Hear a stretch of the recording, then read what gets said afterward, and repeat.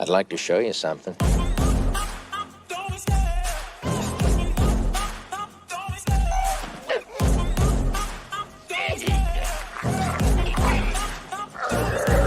love the chase and the hunt, and I set the pace when I'm running. I always take what I want and I always give it 100. Don't need a bank, no I'm funded. Play the game like it's nothing. I'm always thankful for something. Don't take for granted, stay humble. Now wake up! It's time to look at the enemy. Look in the mirror if he is no friend to me. It's not working out, maybe it's the chemistry. It's time to break up so I can make a better me. Better believe in your mind, 'cause it's everything. You can mold, shape, find almost anything. All it takes is some time and some clarity to find your identity. It's mind over everything.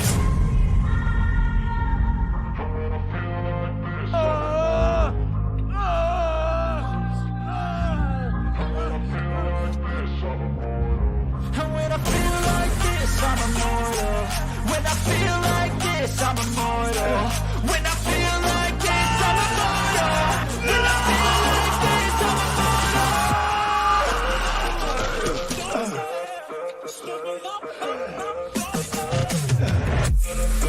You have to ask yourself one question. Do I feel lucky?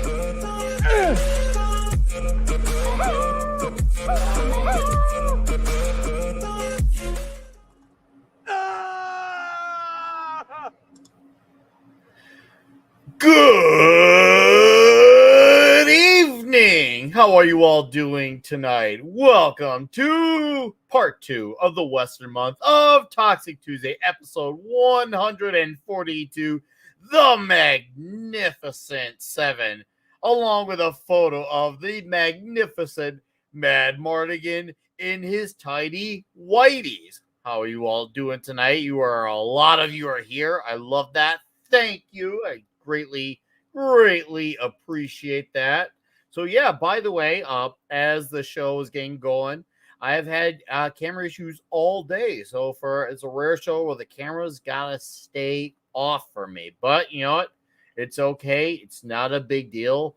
That's, shite happens. That's the way the cookie crumbles. So let me acknowledge some faces in our crowd, and then I will acknowledge our dude. So what's up, Dave C, LDG, Free the Net, Yak Namino, Darth Viewer, Toy Nagayan, Sander Hamers, like Mars Monkey, Max Davina, Duckworth, Keely, Chow, FKT 2005, Emperor's NM, Brad Young, Putin's Cat, hey, Jonathan Conroy, hey, Benny, hello, Anonymous Gamer, General Duality, Roboltus.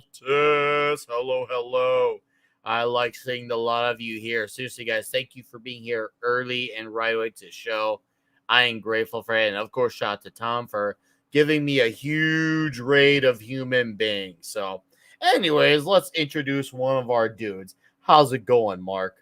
Awesome, but what happened? You broke the camera? I mean, you set yourself up for that one. Freaking dude. That's why I don't turn my camera on. You broke it, right? Just kidding. We're all handsome guys here, but yeah. I'll leave my camera off for a few more minutes. Yeah.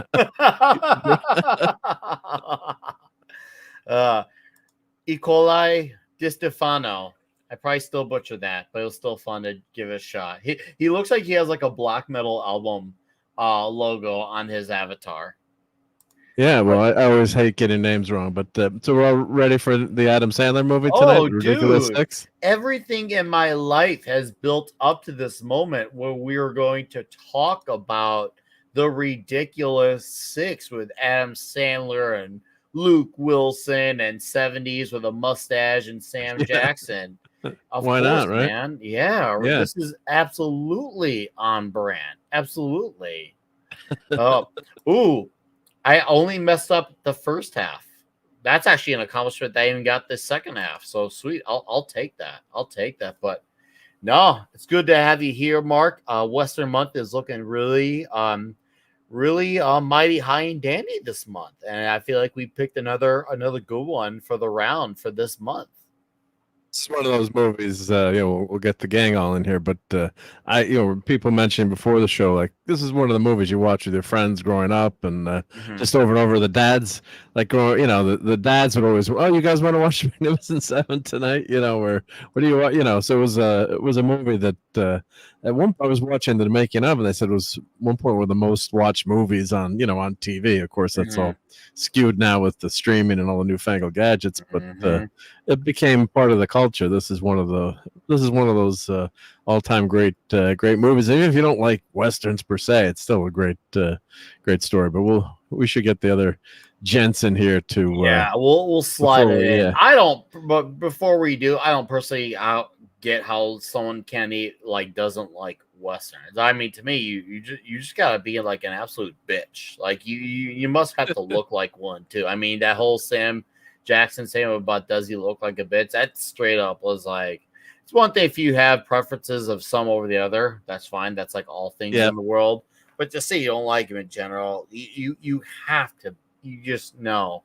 It's not my fault that you're wrong. But anyways, let's see how Tom Connors is doing, because I just saw him a few minutes ago, and I have the... Well, hell, if that's all that's holding this train up. Bernardo! I'll drive the rig. Bernardo!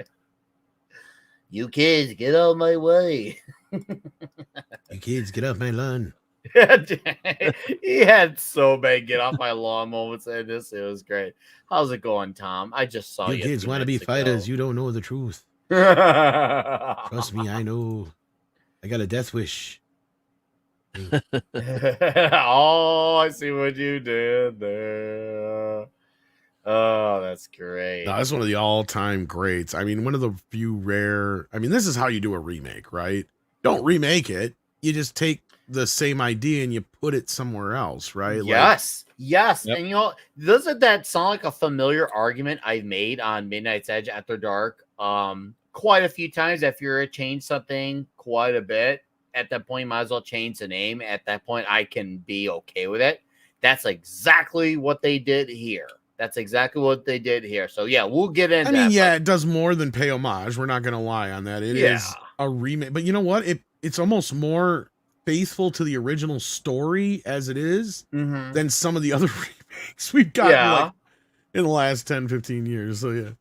Yeah, I was blown away when I found out there's a remake of the Seven Samurai. I've been watching it for years. Like my friends is like, "Oh, we're gonna watch the Seven Samurai." It's with the there's direct parallels to all the characters in that and the story beats and everything, Mark. So it's like I was saying, like as far as a remake goes, it is more faithful to the original story and characters than a lot of other ones we've seen lately. For sure. Yeah. But I was like, wow, and like, well, this is the same, it's the same but different, right? But in a good way, yeah. So it's so if you don't know out there watching, check out the Seven Samurai by Akira Kurosawa, which was just released on the Criterion Collection in 4K. Well, it's coming to the BFI, and I believe it's probably going to be on Criterion. Yeah, the Criterion. Okay, it's BFI. Okay, standard, but yeah. Oh, it's standard. Okay, I'm getting it just got re-released though, so it's getting there. Yeah. It's getting there, yeah, because that's one of the movies. These Magnificent Seven and Seven Samurai, those are 4K must buys. Hopefully, they'll do a great job with them. Yeah. All right, let's bring our other dudes in here, like that 70s rock fan. How you doing, 70s? All right, mate, I'm doing well. I've been lied to though. I thought the toxic movie we were doing tonight was the original Snow White and the Seven Dwarves. Oh, dude. Well, so I've been lied to. I've been misled. That's a toxic. I've been told toxic movie, so we should have been doing that one. So, what a great movie this is! 7 mainly white guys, including a German and an Irishman, rescue a bunch of brown people from a white guy pretending he's a brown guy. Well, then what the hell is Yul Brynner? What the hell is Yul Brynner? Well, what the He's hell a is Rusky. Yul Brynner? Nobody knows. Nobody knows. I grew up on this movie. Literally, it's one of the first westerns I can ever recall seeing in the early or mid 60s. This is I guess. Tropic No, he's Thunder lying. He was so before poor as a Tropic kid. Thunder. His parents made a makeshift crib out of VHS tapes, and this just happened to be one We of didn't them. have VHS tapes. We had 8mm silent movies. Yeah, no, they were beta. But we didn't even have that 8mm. That was it. Well, 8mm is more classier than beta. I was just It saying. is. But I was one of the kids in the movie. So if you look closely, You were magnificent. I was magnificent, and I was Wow. probably 7 when I first saw it. So, but this was every Christmas day. This would be on the BBC. You know, this was the big movie. Well, it was before you were This is coming the in big- here, Mark This was is the pointing big out- black movie in your library. I mean, before Yes. modern television, however you want to look at it, this was the most replayed film on TV as I can far as imagine. other than I think something that would be public domain, I suppose, on because I think they consider it as far as network showings of. It was this or It The has the Great record. Escape. It was those two. They alternated. Yeah, Wizard of Oz is probably another one too that's been Yeah, around every that's year true, since you know. But what a whatever. great movie! I'm one of these rare people that, as much as I love Seven Samurai, I prefer the Magnificent Seven because I love westerns. So just one of these rare people. Everyone goes, "Oh, I love Seven Samurai better." Nah, I like this better. Seven Samurai is harder to rewatch just because of its length. On top Yeah, of yeah. it's not as for us as us as Westerners here, it's a little bit more easier for us to, Yeah, it was easier to consume, certainly. Consume, yeah. And the music, I mean, God, that music. magnificent fucking score from Gerry. Oh, Yeah, I from Elmer, love this score. This What a is great movie. definitely an album I need from Elmer Bernstein. This is It this makes is you one of want my to have a cigarette. jams. Say that What a again, great Tom. movie. It makes you want to have a cigarette. It does. You know what? That's funny. Throw a because I knife don't at even somebody. Smoke, but I get where you're coming from with that. I get that. It makes Yeah, you no, want to well, shoot for those who don't know, it was the theme that the Marlboro cigarettes used to use on their Yep. commercials in the Did they? 70s. Yeah. Oh, yeah. right. Yes. There was even time because I remember you bought like they had a while there where you'd buy like the carton of cigarettes and it'd come with like cassette tapes for a while. It was like a big thing. Wow. Well, one time they had a compilation, and on the compilation was the Marlboro theme in quotations. Well, all it was the Magnificent Seven. Yeah. And of course, ironically, that's Yul Brynner passed away from lung cancer, and one of the last thing he did did a PSA, telling people, don't smoke, and Ironically, so did the Marlboro Man, but yeah, Marlboro Man too, right? Yeah, yeah. Oh, So I remember that Yul Brynner PSA. Yeah. All it Yeah. said was he looked right in the camera and said, "Now that I'm gone, don't smoke," and that's it. That was it. That was Yep. it. It was like 15-second PSA where he walked in. I would have said preferred one if he'd line, said, and walked I- off. Red shirt, if he'd said, "I loved every last one of them," screw you. That would have been. Yeah. Well, he never quit till the end. I mean, he died smoking, so it wasn't like he didn't want to. But yeah, I remember those. It was that was sad. How's it going? Yeah, I Red love the Shirt? soundtrack on this. Oh my god, this to me, if somebody said to me, "What's a Western soundtrack sound like?" I'd just play this. Yeah, agreed. Oh, this is like the go-to Western song, exactly. Like Yeah. even now, like they still use it. Pops up all the time in modern films. Like, And somebody like, comes like, in on a cowboy or something. Yeah, yeah, like the 70s. I mean, I saw this movie first when I was young. I was an adult when I saw The Seven Samurai, and then I had to go to IMDb and figure out which one of them came out first. And I was like, wow, this is a remake of Seven Samurai. Because to me, this was the movie, and it almost looked like Well- the Japanese had done their usual routine. We can copy it and make it better. But they did make a great movie. Kurosawa's it fantastic. kind of became like a thing because like which one is it? One of the Clint Eastwood movies is one of the dollar films is basically Yojimbo. Yes. And then I can't remember the other ones now, but there was a couple of westerns that were just basically just straight remakes of Kurosawa films and such. And yeah, they work, right? It's just the They same values, the same morals, the same reason to need a hero or a villain in the story. I mean, they're all I don't know if simpatico is the word I'm looking for, but they definitely lend to the other storytelling so easily, right? Yeah. Like I bet you could take almost any kung fu film for the most part and find a way to translate it to a western easily. I agree. Nick the Greek for $4.99. What's up, Nick? It's so weird to say what's up, Nick. Rewatching these westerns in preparation for these streams has caused me to take my revolvers out to the range. Just went out today with my 357 Magnum. Dude, hell yeah, man. Killer. That's good. That gets you out to the shooting range or wherever you go shoot. Hell yeah, man. I like that. That's cool. Thanks for the $4.99, Nick. Greatly appreciate it. Oh, and Eli Wallach. We didn't even bring him up yet. Oh, yeah. Oh, amazing. He is. Yeah. Would you say he had a plethora of gifts? I say he have a This is a plethora. 357 Magnum. That's an actor. This is a 357 Magnum. It's the third most powerful handgun in the world. It will shoot your dick clean off. Shoot your dick clean off. There's a murderer's row of talent in this movie. Oh, God, yes. Will Brenner, Steve McQueen, Charles Bronson. Like, holy crap. And, of course, we mentioned Elmer Bernstein. Director John Sturgis. Like, holy crap. It's a hit after hit after hit. Robert Vaughn. You got Robert Vaughn, James Coburn. You got... Somebody say Robert How many other guys have ever brought a knife to a gunfight in a Western and won? Only James Coburn. James Caan is the other one. He was practicing. He said he was practicing that at home in his bedroom. He had a door in the closet, and once in a while he'd lose a knife. But he actually was practicing that. His wife was like, "What are you doing? Just stand clear." Yeah. Yep. Yeah. The other movie is El Dorado with James Caan and of course John Wayne and Robert Mitchum, and he comes to John Wayne's attention because he's in a gambling. He's in a saloon playing poker, and the guy goes to draw on him, and he just reaches behind his shoulder and pulls out a knife and throws it, and he wins the duel. That's the only two guys I've ever seen manage that. It's crazy. Wow. So my wife asked me earlier on today when we were talking about this movie. She said, "Do you like Steve McQueen?"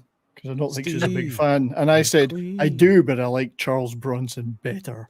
Well, this was kind of the movie that put Steve McQueen on the map, basically. And what's funny is, I'm sure we'll get into it a little bit more later, but Yul Brynner and him fucking hated each other. Wasn't McQueen stadium? Well, Yul Brynner, and we'll, as you mentioned, we'll say that argument or for later, but it was fun because Yul Brynner wanted to get involved in Western because he had won an award for The King and I think it was an Oscar, and he felt he was starting to become a position where he was getting typecast. So he felt like maybe his way of branching out was going into Westerns, and this was his way of branching out. And it worked out in a way for Yul Brynner, but also at the same time simultaneously backfired at him because of him branching out. I was like, wow.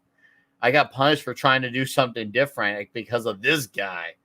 So yeah, but I still love Yul Brynner here in this movie as Chris Adams. I mean, he's freaking awesome. So he was one of the biggest movie stars of the time too. So and Steve McQueen was on a TV show and he faked a car accident. Well, he did actually crash with his wife or girlfriend at the time. Was watching the making of video, and it was almost like when who was cast as James Bond was Pierce Brosnan, and when he couldn't take the role because of the contract, so what McQueen did, he crashed one of his cars. He told his wife, like, "Hang on, we're gonna crash now." So he crashed and put himself in a neck brace. It was actually like hurt, but not certain that they braced for it. Yeah, what show was he on at the time? I forgot. It's a classic Western. Was it Wanted Dead or Alive? Wanted Dead or Alive. It was one of those. Yeah, I couldn't remember, but he wanted out of it, and he knew this was going to be the movie that could get him, up in the film. That's what he wanted to do, is be a movie star. And it was a good movie. He got the time off. He got the time off to recuperate and went to make a movie. I guess the producers must have gotten pretty mad at. I guess, probably. But then again, at that point, I mean, as long as he came back to the show, I don't know if they cared. Yeah, they could market it more. Yeah. So, just an amazing backstory. Just I think the bigger problem then was just the fact that television and movies had such a rivalry, right? Because that would have still been in the early days of television, to where it was like very taboo, right? You didn't have a lot of movie stars crossing over. Yeah. Right. Yeah. But he's only what 5 years old, really, at that point, or 8 years old. When you think of 50s, like 40s. I can't remember when the first when was the first commercially available TV. The But the late 50s, early 60s was really when it started kicking in, basically, where the studio started worrying about television. And television, when television got started, there were really only 2 programs on TV, and there was maybe 3 channels at most in most markets: ABC, NBC, and CBS, and it was all wrestling and westerns. It's worth pointing out that anything you wanted as long as it was one of those 2. It's worth pointing out Red Shirt remembers that. He actually remembers. I do. That. I do. Well, I'm looking I remember at the stats, vacationing. With vacationing with grandparents and being appalled that I was watching a television that only had 3 channels, because I lived in northern New Jersey and we had 6 or 7 channels in the New York area. 3, you lucky bastard! We only had 3 channels. I know. So what got me to see this movie was a movie you probably don't expect me to mention. It was a certain movie about a Jamaican bobsled team. Oh, Cool Runnings. Yes, that's what got me. How would that make you watch this? Because so I was obsessed with Cool Runnings when I was in 5th and 6th grade. I thought it was such a cool movie. I still like it. And there one of the characters, his name in the movie on the team, his name was Yul Brynner. And for some reason I couldn't stop saying that name. Oh, that's right. And then my dad was just like, that's like based off someone who was an actual like character. I was like, what? And then it was kind of like a whoa type of deal, and that was actually what led me to this movie. That's awesome. And I'm not sure. I'm not sure it'll make you feel better, Nick, but I still love the movie Cool Runnings. Today. Dude, no, that's good. I think it's excellent. Well, considering, sorry, I was just gonna say, considering that Cool Runnings got canceled in, I think it was Wisconsin school, no less, from being shown because one person freaked the fuck out and called it racist. I think that qualifies it for a Toxic Tuesday film now. It does. There we go. It does. Absolutely. And it's only John Candy, one of John Candy's 2 best performances in a movie. Here's the thing you need for bobsledding: ice. You don't have any. It's 900 degrees here. Yeah, it's 900 degrees here. In a bobsled team, you don't have one. Here's the three amigos. These Mexican guys just form a cartel instead of having to go to Americans for help. Right. There's an interesting scene here too. Yeah, where they can't bury the guy. They paid $20 to get him buried. Yeah, that's a great scene because he's an Indian. So they said, he can't. And he's like, I thought anyone can get into the pauper's grave. Boot Hill, in Boot Hill, yeah. So that was interesting scene too. So it's almost toxic in a way. Sam here, he's Indian. See. Well, what is toxic about this movie? It's almost all men, almost the entire movie. Like there's a few you forgot the sexy senoritas. There's a few. There's spicy little number. There's a few scenes where you see women who are doing work, and then one lady who's obviously coming on to one guy. But that's about it. This movie is pretty much like this is a man's movie in the literal and you just said sense. It yourself. What makes it even more toxic is the only time you see women is when they're doing work or when they're falling in love with a man. That's right. That's horrible. I'll tell you what, 0 points. Mad Mardigan, you're like somewhere out there. He must be having the biggest candy soaking in his pants, like Randy Marsh, California Way style, watching this movie, seeing the amount of men in this movie, and the fact that the few scenes with women, this is just his wet dream. This is his fucking wet reality. Anyway, homoeroticism. Keep going, Nick. Keep talking. No, he would still downgrade it because it's got women in it.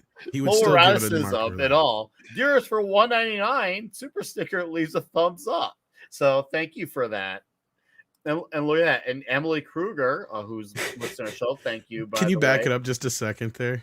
Sure. We have to go back to it. Which one? This one? Yep, that one right there. Yep. Because this scene right here was where Yul Brynner got real pissed at him. Yes. Yep.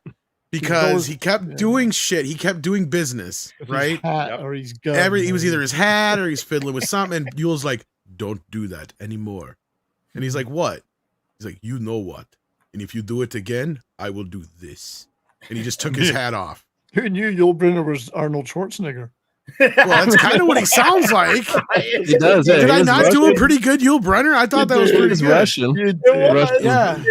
And it basically what he meant was, I'll take my hat off and nobody's going to look at you, motherfucker. Like, Exactly. Yeah, he's shaking the shotgun shells, and they said one of all the that shit, yeah. he said Yul Brynner made a mound of dirt so he could look higher, and then Steve McQueen would go over and knock the mound of dirt lower.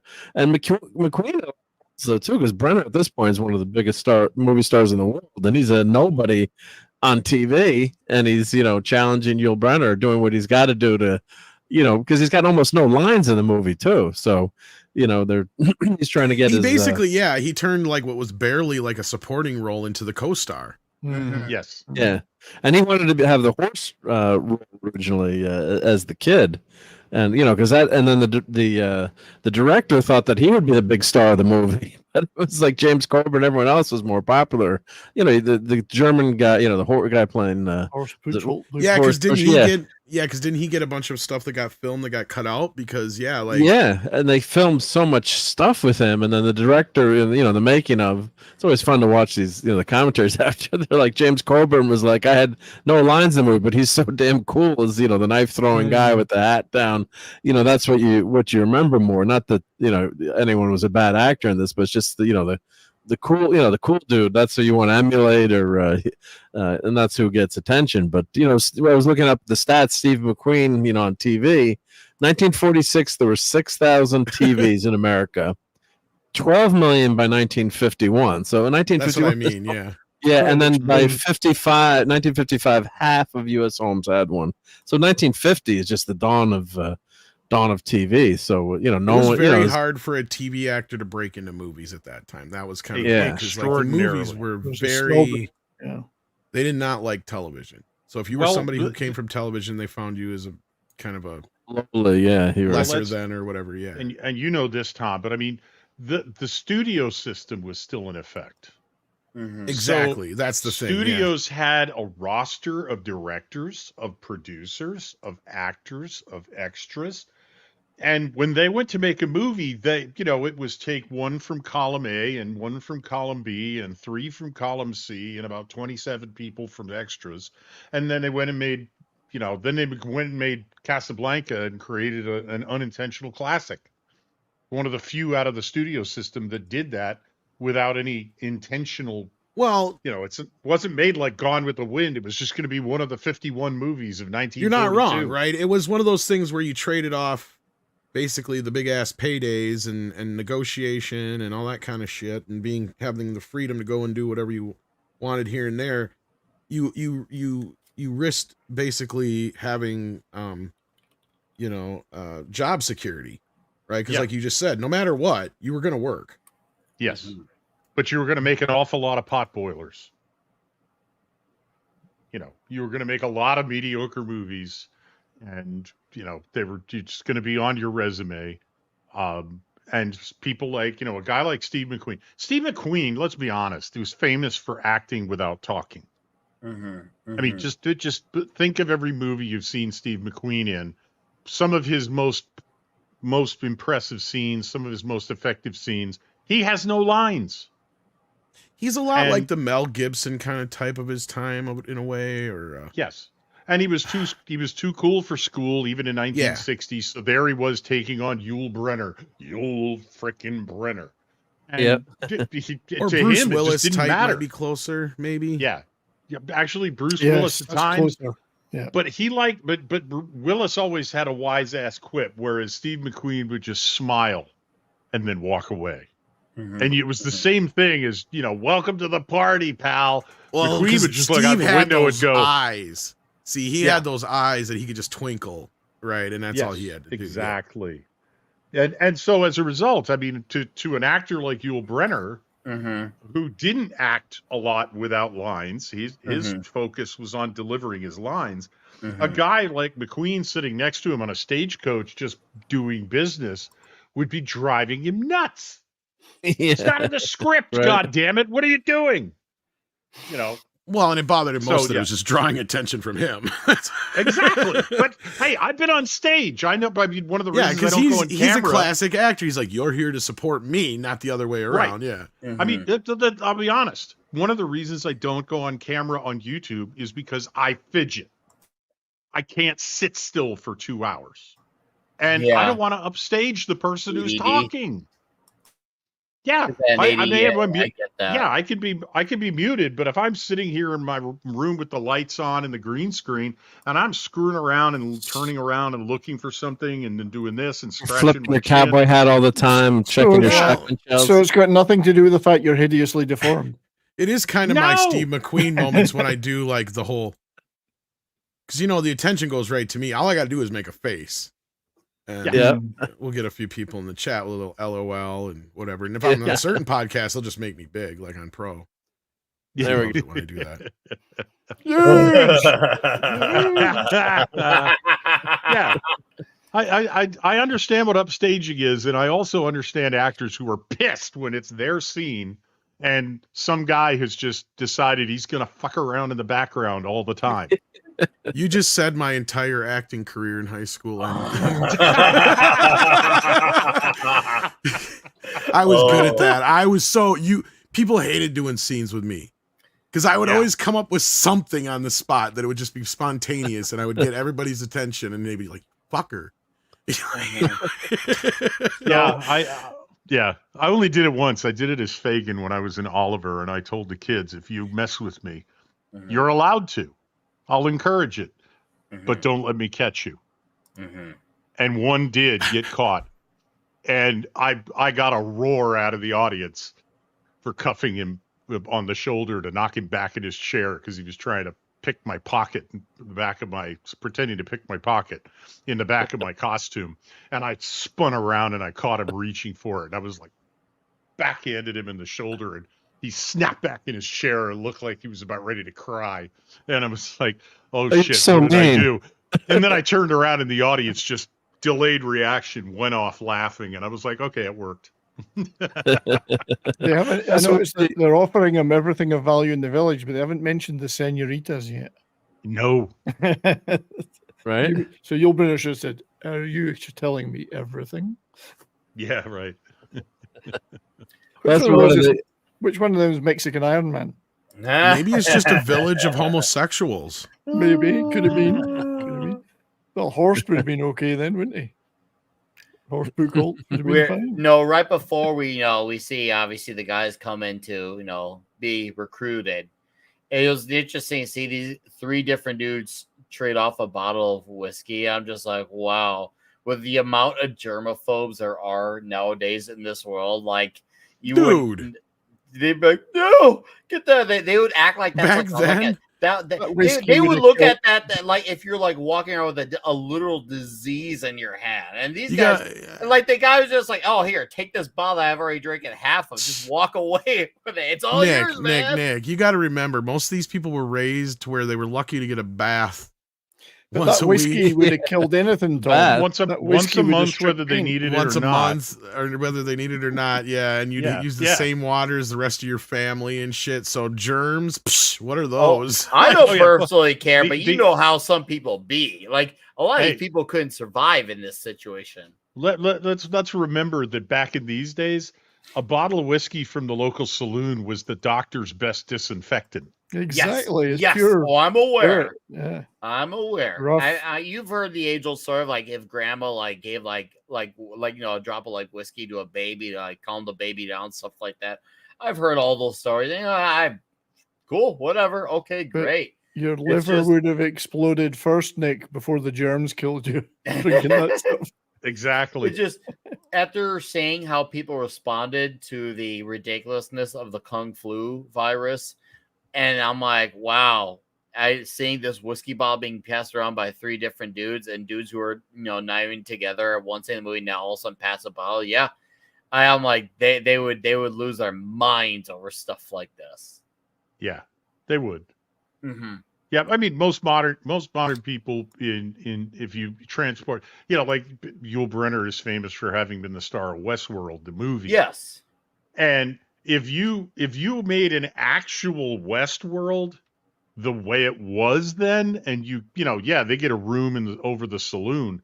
If you got a real room over the saloon, the mattress would have straw in it, and you know, not an innerspring mattress, and you wouldn't even want to see what was in the bathroom. Train spotting would be what comes immediately to mind. Yeah, you know, it just diving into it, yeah. And these people, I mean, most modern Americans would look, if you showed them what they never show you in a movie is, you know, what it's like to have to go use the outhouse or to go use the bathroom or whatever, or what the food looks like. They wouldn't make it. They'd run screaming from the place, demanding a refund within 4 hours at the outside. Well, plus all the bacteria would kill them. They'd have Montezuma's revenge forever. Exactly. You know? Exactly. Yeah. The next day. Have you ever been to a major rock festival in the Portaloos? That's just as bad as a Western outhouse. Yeah, I bet. Dude, the bathrooms, the men's bathrooms at a metal show. Oh, exactly. Like seriously, if you could survive in those bathrooms, you could survive anywhere in the world. Right. Yes, you too can travel to Pakistan by train. And here's our boy, Bernardo Riley, aka Charles Bronson. Not only does he chop the wood, but he picks up the wood with the freaking axe and chops it down. So, what a badass introduction to pretty much my guy. He's the man. You know, this is one of my favorite scenes in these kind of movies when they're recruiting. And when they always I love especially Robert Vaughn's one of the best ones, right? Like him and some of these other ones are just you know, I won't do it for less than so much, like him here, you know, or Vaughn just pay my fucking bill and get me the fuck out of here. Right. You know, I love these little recruiting scenes in these type of movies for some reason. I don't know why. I just do. They're fun. It introduces you to the character. You get it's a fun way to introduce us to the characters. Thank you. You get a feel for who they are. But you mentioned Robert Vaughn. Yes. Earlier, Robert Vaughn. Yes. Yeah. I just got to play the music if I mention I was trying to play Man from U.N.C.L.E., but you didn't hear it. Oh, I just hear the music. I think there's something wrong with my real name was Elgato. not Bernardo Riley, Matthew. It's his character's name in the movie. That's all. And James Coburn's bit here is great here too. Yeah, this is great. Hell of an intro. I love this intro. I was like, Well, yeah, the comedy too. The comedy is good in in these scenes too. I mean, this is not supposed to be funny, but just the scene before when Bronson's like, "Nah, I'm doing this because I'm an eccentric millionaire," you know, and Chris says you're broke, you know. It's like there's a comedy, and this is just a damn fun movie too. It's this kind of, you know, the westerns were precursors to the superhero genre in a way. I mean, you could put costumes on all these guys, and they're superheroes in a way. So that's why everyone idolized them as kids growing up, and that's why westerns were so popular. And they're retelling tales, but it's it's the Seven Samurai, but it's a timeless tale of good versus evil, but these are bad guys, right? You know, the Magnificent Seven. Mark, they had a clearer line of good and evil, much clearer line. Yeah, they're guns for hire. They got their code of morality, like the samurai have their code. So this is why it's so you love this movie. You wouldn't want to, if you're a dad, you probably wouldn't want your daughter, quote unquote, marry one of these guys, even though they'd be well protected. But as they get on later in the movie where they say, where they're talking to the very end, of course, is the farmers win, right? They have the better life, and talking about what they what they don't have, they don't have a steady life or kids or family, so the movie has a great message in terms of all their character arcs, and they are missing something, but they're the protectors out there, and there's a lot of people that make sacrifices. So soldiers, first responders, it's not easy. So these guys are rough and tumble. They're not soy boys in any way, shape, or form in this movie. Yeah. So there aren't many of these guys who do this out of the goodness of their hearts. Bronson is chopping wood because he can't afford to pay for a meal. The man from Uncle says, fine, that'll just cover my last 2 days' rent. You must be living in Elegant Digs. He says, yes, I have the most elegant corner of the storage shed out back. He's a bougie bastard, yeah. Yeah. I mean, he's a gambler. He looks like a gambler. Yeah, he is. He's either a gambler or he's wanted or whatever, yeah. Yeah. And, so I think he's a gunslinger. Yeah. But I mean, they're to one extent or another, they're all a little on the desperate side. This isn't a bunch of angels. This is a bunch of guys who have nothing better to do, and they're going to get room. They're going to get food and a place to sleep, dry place to sleep for a couple of months, and not make much out of it. But hey, it's a job. So they're fairly cynical about it. Or a dying. And they contrast quite a bit with the farmers who are totally helpless. There's no way to make it. Analogy would be these are the sheepdogs and the farmers are sheep. But, as long as the sheep don't mind being sheared occasionally, they have a decent life. Are you some kind of ovinophobe? What's wrong with you? Where's prejudice coming from? Well, there's black sheep. Well, they even debate couple that, in my right? family. They even debate that in the beginning, right? Like they're like, well, they don't always take everything. They leave us enough to go on, but then some of the guys are like, yeah, but it's bullshit. We do all the work, and then we starve all winter, basically. Yeah. Right. Yeah. And they're getting worse than fleeced. I can't believe they ripped off Bug's Life for this movie, though.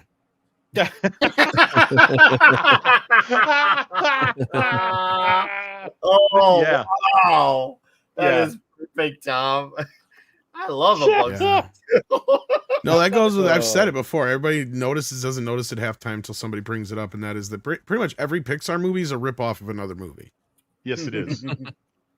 The only one that's kind of half-ass original is Toy Story, but it's still like a buddy cop film, right? But Bug's Life is straight up Seven Samurai, Magnificent Seven. Yep. Cars is like, doesn't even pretend not to be Doc Hollywood. Like there's scenes that are like straight ripoffs right out of there, like especially the wreck scene. You just keep going. Up until you get to like Up and Wall-E, those are kind of original ideas, I guess. But even like Finding Nemo is kind of like, like Rick Rain Man in a way. Yeah, there are ideas. That there's a few other movies I think you can from other ideas. Throw in there. I could see your argument. I would actually agree with that, Tom. I have no issue with that because you're making something different enough that it stands on its own 2 feet. I have no problem. And don't get me wrong, I love all those Pixar movies. They do a fine job. It's just I'd rather have more of that, if anything, rather than 800 more remakes of something that we don't need anymore. And then they're wanting to constantly change things so much to a point where you don't recognize it from the original. It's just like at that point, you may as well change the name. Well, if you change the name, I can forgive a whole lot for that. I just remember I'm sitting there in the theater with my mom and my brother, my kid and my nephew watching Cars, and I turn to my mom, I go, this is just Doc Hollywood. She's like, you're right. I agree. Yeah. I was like, but I have a feeling we're not going to get the nude walking out of the water scene. I changed my mind. Probably not. Look at those carburetors. A modern Pixar movie, maybe, but not back then. Well, it'd be a trans car, so it'd be a Trans Am. Right. Oh, God. It was only inevitable. Oh, here's someone posted clip. One of the greatest character actors ever. Even though he played the same character, no matter what he was playing. That cool, suave, kind of bougie guy. Yeah, it's repetitive. Dark-sided spy, just kind of like, You're right. It is a repetitive type of character, but I'm fine with it. Especially it does work in service of the movie, and this was my gateway to him. So even more probably a reason why I forgive it as well, because it's like, well, to me, this is what I wish he's measured against for his performances. $20, you must be living in style. Yeah. Wow, guys. The rates in this are even worse than Unforgiven.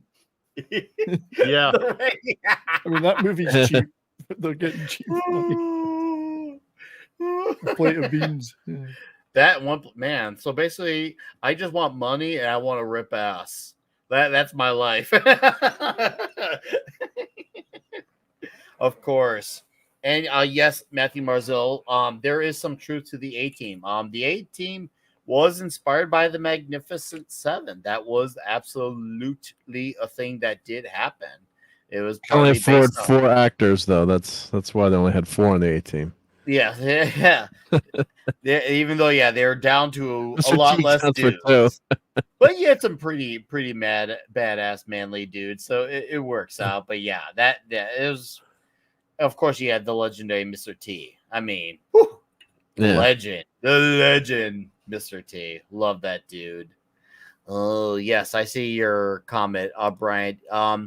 Well, the irony is, and I think now's a good time to get into it because this is a very significant part of the movie. The irony of this is Yul Brynner actually got Steve McQueen onto his movie. He was like, because Yul Brynner actually had a big say in the casting for this movie, and I think he even made a direct request for McQueen to be in this. And he admitted later that was a mistake for him because, well, they obviously became enemies. And as you see the movie go on, it practically is a dick measuring contest between the two. I mean, it's unfortunate we didn't get a sword fight, but at least the banter was as close to a sword fight as we'll ever get. What are your guys' takes? I mean, I'm sure they didn't hate each other, right? Like, I mean, it's just at first, for Yul, I mean, it was good for the movie, right? Mm-hmm. Steve McQueen was hot on TV. He would probably, at that time, he was kind of a teen heartthrob, I would imagine. Oh yeah, that he'd bring that to the table. I mean, look at the cast here, right? Like the beauty of an ensemble like the Seven Samurai is that you get to have an actor from all sorts of places that kind of appeals to just about everybody, right? So it kind of makes it a 4-quadrant movie. You got Steve McQueen and the young what's his face here? You guys said his name earlier. Horst Buchholz. Horst Buchholz, who kind of appealed to the younger crowd, right? The younger demographic. Yes. And then you got like Yul Brynner, who at that time, the adults would have known because he was a prestigious actor. Mm-hmm. You got Robert Vaughn, same kind of thing, or he could bring in a little bit more of an international audience of sorts. Same thing with Charles Bronson and stuff. James Coburn brings you a lot of Western cred. Mm-hmm. Mm-hmm. Right. So, I mean, each one of these guys has something they bring to the table beyond just the skills they have in the film. It's a lot like that in real life too, in a way, right? Mm-hmm. Because it was a kind of a perfect ensemble little piece of all these right kind of guys to bring together that work well together. And then the other guy that we always kind of forget, the older gentleman, what's his face? Yul Brynner's friend in the movie. I always forget his name. Harry. Yeah. Harry. Yeah. Brad Dexter. Yeah. And Brad Dexter. He's the loyal friend, right? To our the main loyal star. Friend. Yeah. He definitely, he's definitely seems like a guy who, he definitely has. He's your Samwise, basically. Thank you. Yes. No, they all had something to contribute. They also had their own unique individual characteristics about them.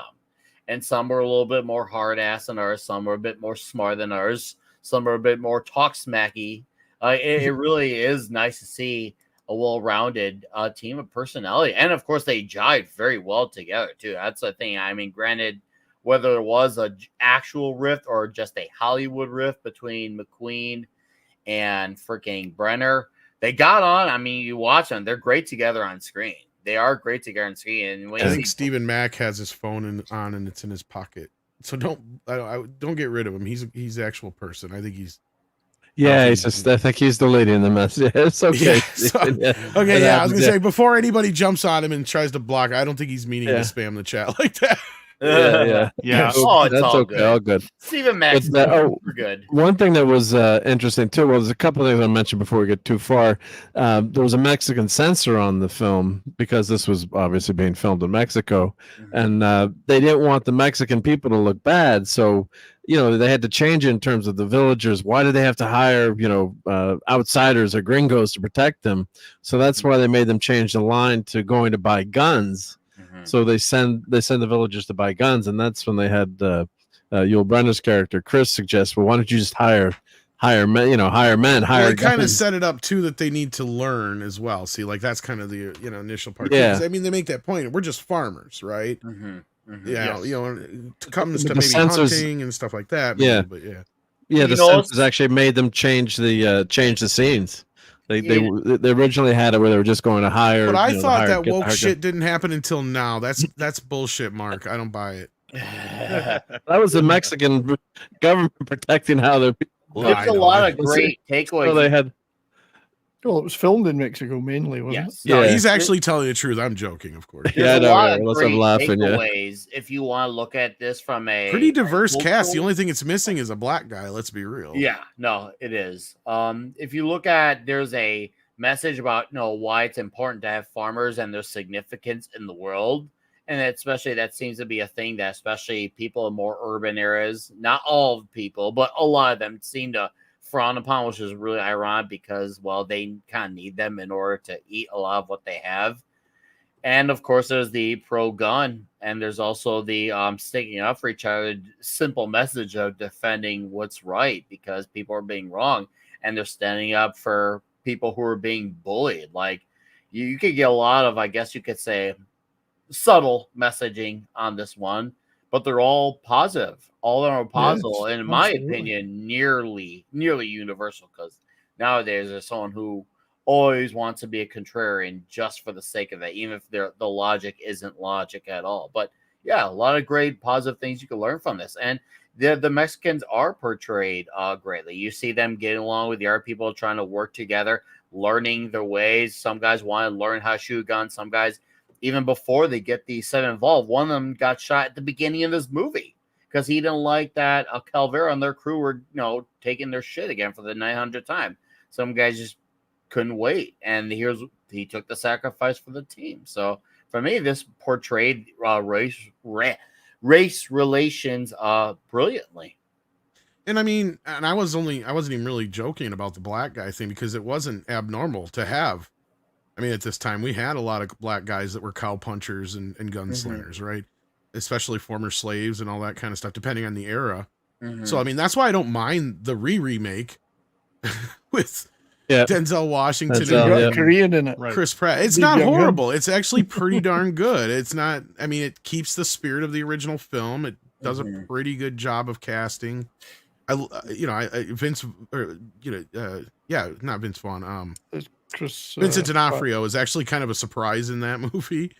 I kind of liked him a lot, but I mean, it's not nearly as good as this version, but it has its Fuqua, it's okay. It's tolerable. Yeah, it's tolerable. Yeah. And it's not like this movie hasn't been sequelized and remade already a dozen times. Well, there's all the sequels. Well, there's like what 3 or 4 genuine sequels to this. Yes. There's Ride of the Magnificent. I can't remember the title. There's like 3 Guns, direct. There's Guns and Ride. Guns, Return, yeah. Ride Again, or whatever, and then so there's like 3 or 4 direct sequels, and they had the TV remake and TV show or whatever. And then for some reason, I swear there's like some other version they did in the 90s. Maybe I'm thinking of the TV show again, but Probably TV. Yeah. You know, I saw that on was this DVD. I show. saw the DVDs of that show in a thrift store the other day. Maybe I should go. it's buy not them. a bad show. It's I all should really right. Go buy them, yeah. And then then we had the remake, obviously, besides the tons and tons and tons of copycats, right? I mean, Married with Children did a Magnificent 7 episode. You can argue that, like Die Hard, there's a Magnificent 7 subgenre.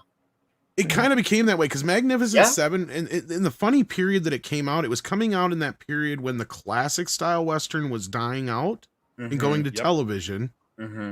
And Clint Eastwood style Westerns were coming in, right? The more realistic, gritty stuff you couldn't show on television style Westerns. Yeah. I'd actually argue that is dead on with that, Tom. That is perfectly stated. Wait a minute, wasn't there a black samurai in the Seven Samurai? Wasn't he the lead samurai? Yeah. Yes, It was you the missed lead. that. Yeah. His name was Yusuke. Yeah, Yes. Yeah, but that was the Netflix version. it was a black guy. In it. And that was because they kept asking, why is you gay? Oh, man. Look at Charles Bronson standing up in the tower of Triumph Lithuanian guy up there. Dude. Or whatever it is. Well, the other thing, there was a lot of controversy about just getting this movie made too. So Anthony Quinn was working with to get the rights to this movie. So originally, Yul Brynner was set to direct it with and Anthony Quinn. The rights had gone through some issues. I think Yul Brynner bought the rights from someone else. And then Lee Morheim acquired the rights, and then they shut Quinn out.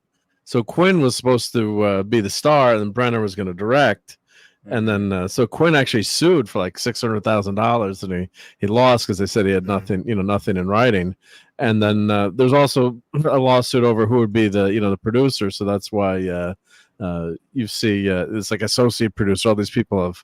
So he finally I was at Walter Marish. I'm forgetting the names of the people who've watched the making of the. They're fighting over who's on Mersh. Thank you. Yeah. So they're fighting over who's got the credits, and actually then the writer of this was of the film had his names taken off the credit too. So Newman was the original writer, Walter Newman, and then they hired someone to do some rewrites, Walter Roberts. And then when Roberts asked to be given a co-credit, then Newman got so pissed at the changes. He's like, I don't even want my name on the movie anymore, which is crazy. When you think about it, they all were saying, it's basically his movie, but there's all these pissing contests about credits. It's amazing, egos. And like what we know, the guy that was the associate producer, he's like, I just wanted my name on the film. He's like, so I just gave up after a while. He's like, it was fine with that, because then, who would have known how, popular and this movie would have been, but it's, not to have your name on it at all. But, and this scene is totally improvised, by it's Chico by, by the actor. So he just Horst just did this as a joke, and then they put it in the movie. So, but he was talking about how he did this scene. But there's a lot of they had said they had a lot of fun making this movie, and the making of course now it's it was 30 years later when they did that commentary. So who of course time heals a lot of wounds. But they said they had they were fighting a little bit on set or getting at each other with Brenner and Steve McQueen. But they said it was really a lot of fun to shoot this film. So does anybody here know? I imagine either Mark or Red Shirt probably know. Maybe Brian.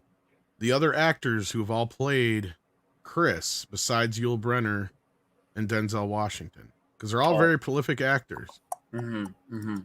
I cannot. George Kennedy. George Kennedy was the next one. Was it Peppard? Yeah. George Peppard. Did he play it once? No.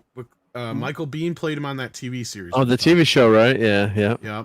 And then Lee Van Cleef was the other one. Played him twice in the Magnificent Seven ride again. He played him in the last one. That's right. Yep. Because Yul came back Magnificent Seven ride, right? Yeah. Yul came back for the second one, and then it was George Kennedy, and then Lee Van Cleef. Yeah. I got the wrong George. Kept thinking of Peppard for some reason. Oh, he was in Battle Beyond the Stars, wasn't he? George Peppard. Or am I getting mixed up? Maybe. I'm old. Mads just texted me, wants me to go back to this pause right here with on that scene. Look at all the naked men. And he asked me to take the overlay off for a second too. Yeah. Okay, just for Matt and Annie Randy.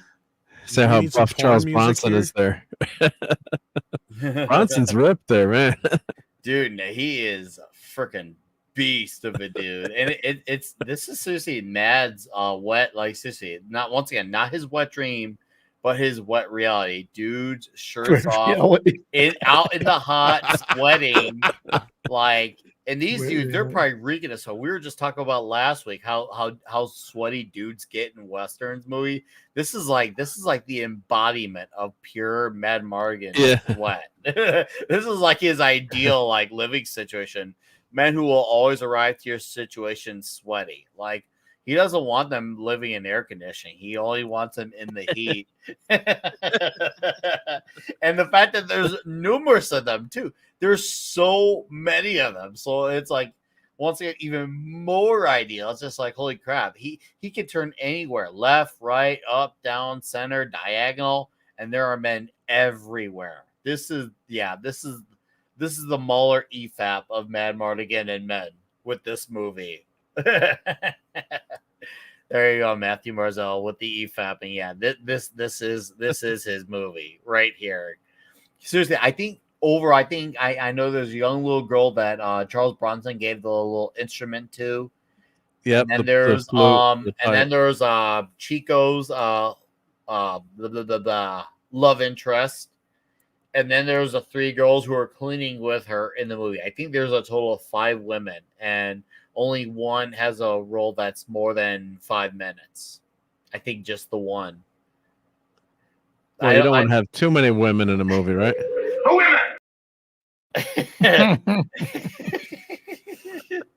That's the classic Mr. Spock. And my buddy Rob, God bless his soul. Sometimes we get in an elevator, and all of a sudden he would just go, we'd all laugh. What the fuck is wrong with your friend? It's like he's just quoting Star Trek. Get a life. But,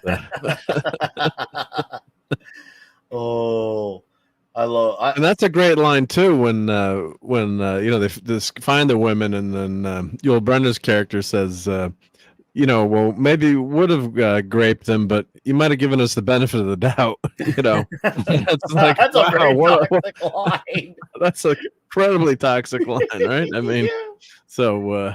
Yeah, it was, these are Mad's favorite lines in the movies. Miguel, didn't I tell you not? Yeah, Yul says that, but in the cut version, Charles Bronson's like, "I was totally gonna rape him." Mad Mardigan's favorite lines right there. Squeeze slowly, slowly, but squeeze. Well, that's very true. Whenever you handle something like that, when you trigger, on the trigger, you want to squeeze. Yeah, you don't want to jerk. You don't want to jerk off on the trigger. You want to squeeze it slowly. That was really.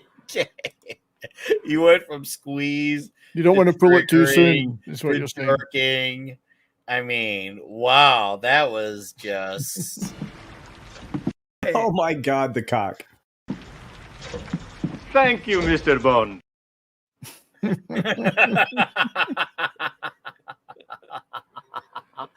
Wow.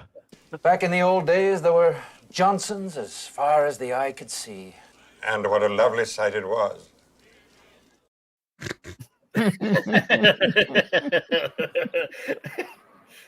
I mean, I guess that clip applies to this movie more than ever. Something's got to be done about Mahoney. What has he done this time? As for women, I became indifferent. Very, very bad.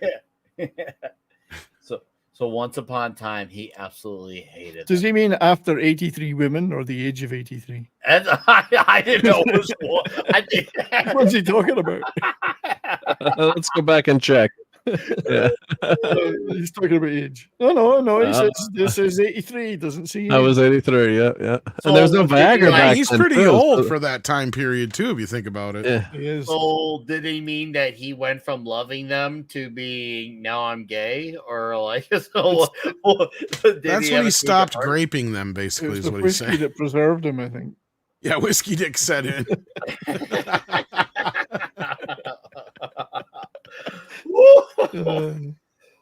Oh, holy crud.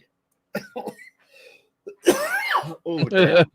Oh. And you're not even a smoker, are you? No, I do not smoke cigs at all, and I have not done weed much in the last few years. I think I've done like 2 or 3 times in the last 2-3 years.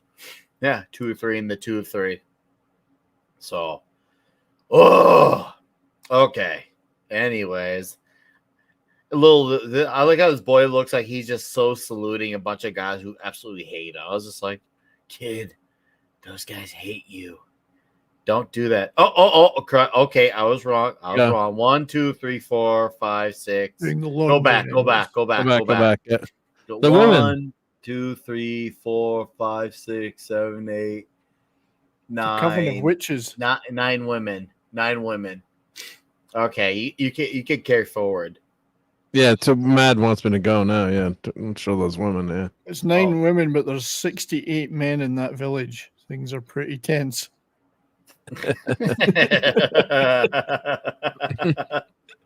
Oh no, I'm sure Mad Mardigan has a deleted scenes version, and that's probably the one of the 2 deleted scenes, and that's definitely one of them for Mad. Speaking of Matt, where is he? Seriously, Handy Randy, if you're in the chat, you need to come out of the closet and speak, because you would at least comment once in a while. But now, we don't ever hear from the Handy one. Now he's just he's a damn ghost now. Seriously, come out of the closet like Tom Cruise did. Oh, the first of the backfire. This I love seeing these guys. Fucking Calvera.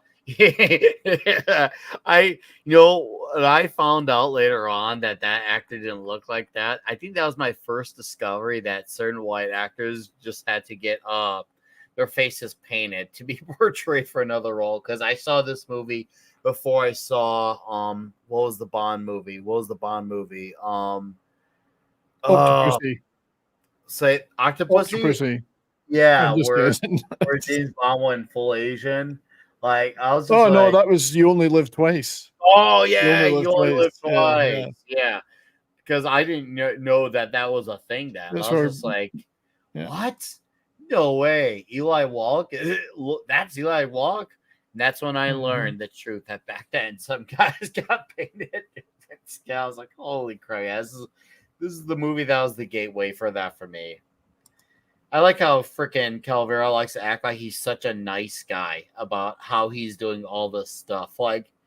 Typical bully villain type of guy. I'm leaving stuff. I'm paying, guys. I'm doing all this. I'm actually sparing your lives. Yeah, you won't kill them, because if you actually kill them, well, there goes your problem. Somehow, I don't think you've solved my problem. We deal in lead, friend. Why not a partnership? Nah. Bastards. Didn't Burt Lancaster have to get painted to play the last? I don't know, Tom. Would you know? I think he did. What was the question? Right. Sorry. Didn't Burt Lancaster have to get painted to play the last Apache, sorry. He did, I think. I think so. I have no idea, to be honest. Do you know what was the first face painting of a race? Because I don't know which one first. God, I mean, well, that goes way before men. Back to the cave paints. Cave painting. Yeah, man. I mean, there's obviously tons of blackface back then. Obviously, that was definitely a thing that happened, and obviously we had, as we were mentioning Tom earlier, Bond was basically Asianized, and in this movie we got, obviously, God, why am I already forgetting his name? Oh, Eli Wallach. He was freaking paint job for Calvera. I'll tell you what, though, he does pull off a very effective Espanol. If I didn't nowadays, I'm just like, wow, that is a really good makeup job on him for that. But luckily, him and his boys get the first taste of the consequences of it. And yes, it rest in peace and died with Robert Downey Jr. in Tropic Thunder. That was like the one that went out with a bang. That was the ultimate. Ooh, 70s got a clippage. Well, hey, I see it. Did you say I have a plethora of piñatas? A what? A plethora.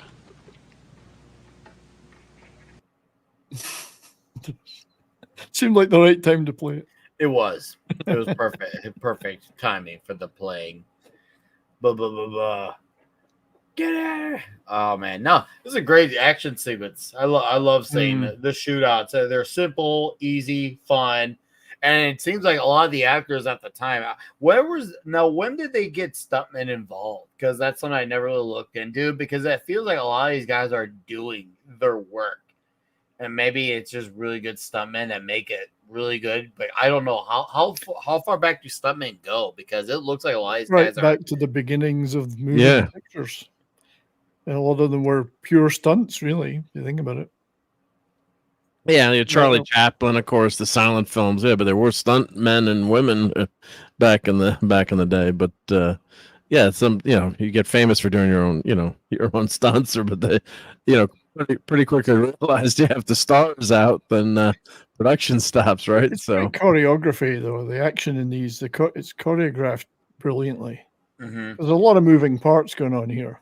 Yeah, I know that it's filmed at different points, but this is also because of the movie and the age of its time. It's definitely something I feel like it benefits more from a standard definition viewing than versus a high def. I know high def looks all more perfect and pretty, I guess, if you want to use for lack of a better word. But I feel like the standard definition benefits of the period time and all that jazz. I feel like these are type of movies that are best served to be watching in its most raw, natural form. Obviously, well, I guess there'd be no substitute for watching it in a cinema at the time, in whatever the largest format was of screen. And I don't think I've ever seen it in a cinema, which is a shame. I think it would look the original 35 millimeter must look magnificent. 7. Oh yeah. Good old 35 mm. I know they brought that back for some movies for select screens, and some of the last of the Tradwave theaters are still out there. Some theaters are doing that. Like I know in Chicago for the Joker movie, they had select screens for it being played in 35 millimeter, which I'm like, that's pretty cool. Even though it's not my kind of movie, it's cool that they did that for that. So I'm absolutely down for that. And a lot of movies still benefit from that look. Still to this day, one of the best. Yeah, don't forget that films are HD. I mean, right? I mean the resolution of film. So when they talk today, 4K, they're trying to get to the quality of film. But what happens is they screw up the transfers, and they put all kinds of try to remove the grain or add grain or screw around with the colors, and but they're trying to get to that original movie theater experience. So me growing up, like some of the older guys here, VHS, watching your movies on VHS or just regular TV, standard def, or the pictures look crappy, but you kind of got used to it. And yeah, did it matter? But you still could enjoy the movies. I first watched this on probably pan and scan on a 4x3 TV, where you probably missed half the movie, and then it became a thing where people complaining about the bars on top and bottom of the picture. It's like, yeah, but you get to see the whole film, So now you get to see it in HD. It's trying to get close to that movie theater experience, but all too often they muck around with the transfers, or they upscale things, and imagine Hollywood cutting quarters so they can make more money and not doing it right. So that's why there's so many great reviewers out there, like Tom, when he does his reviews on physical media.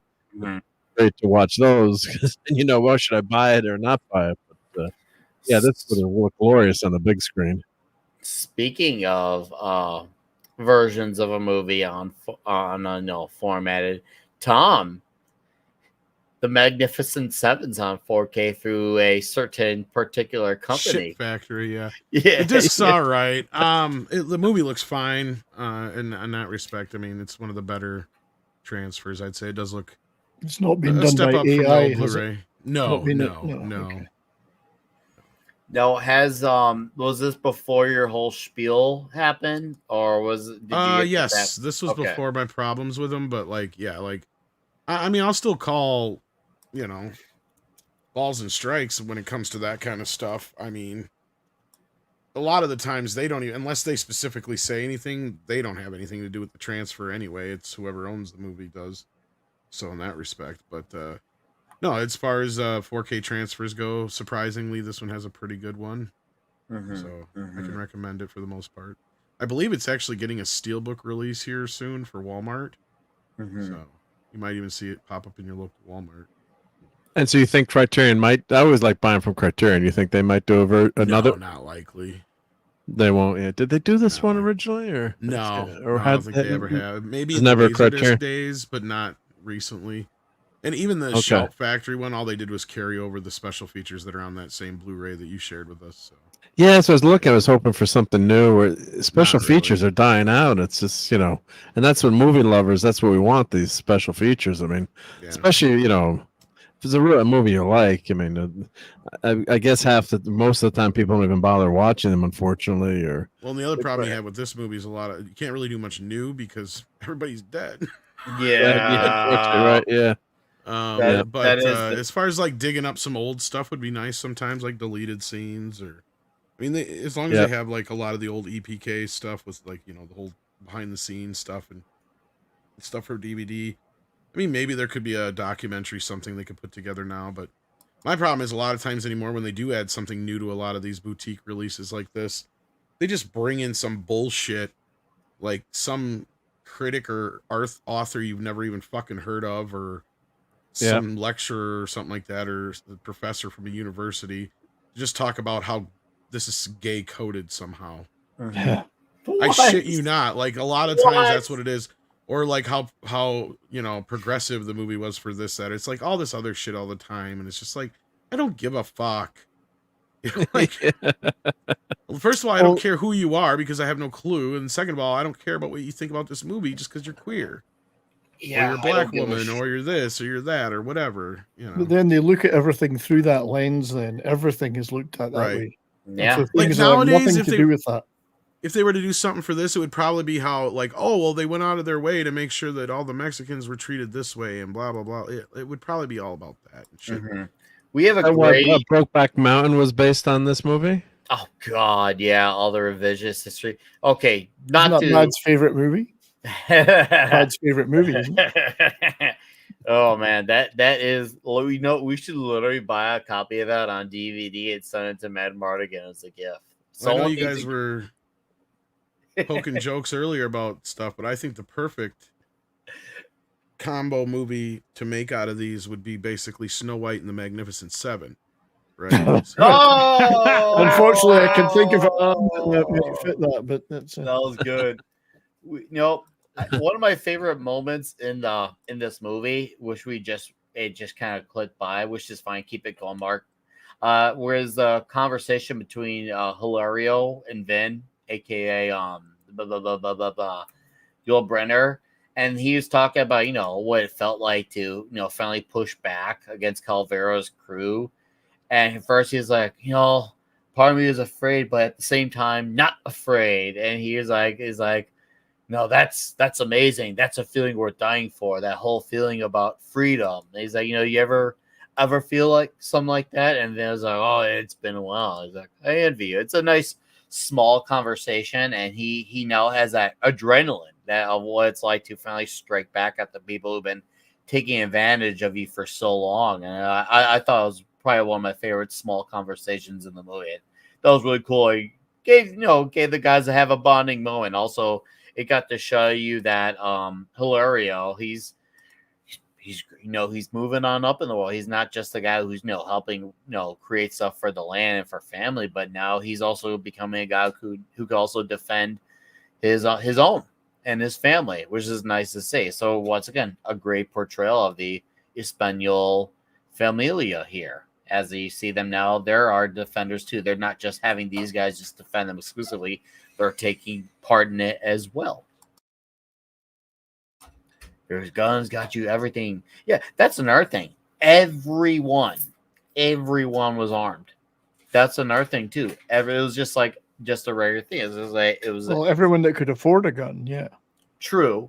But it seemed like a lot of but okay, you're right on that 70s. You're right. I was wrong. However, no, I'm not saying you're wrong, but I would say that there was probably an entry point where a lot of ordinary people didn't have the wherewithal. They could barely subsist in the first place. Mm-hmm. As it says, even in this movie, guns are expensive.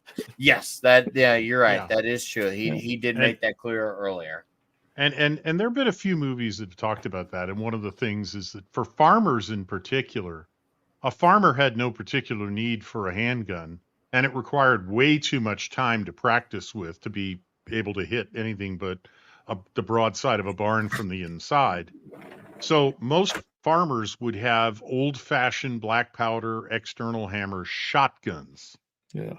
because that would work on predators.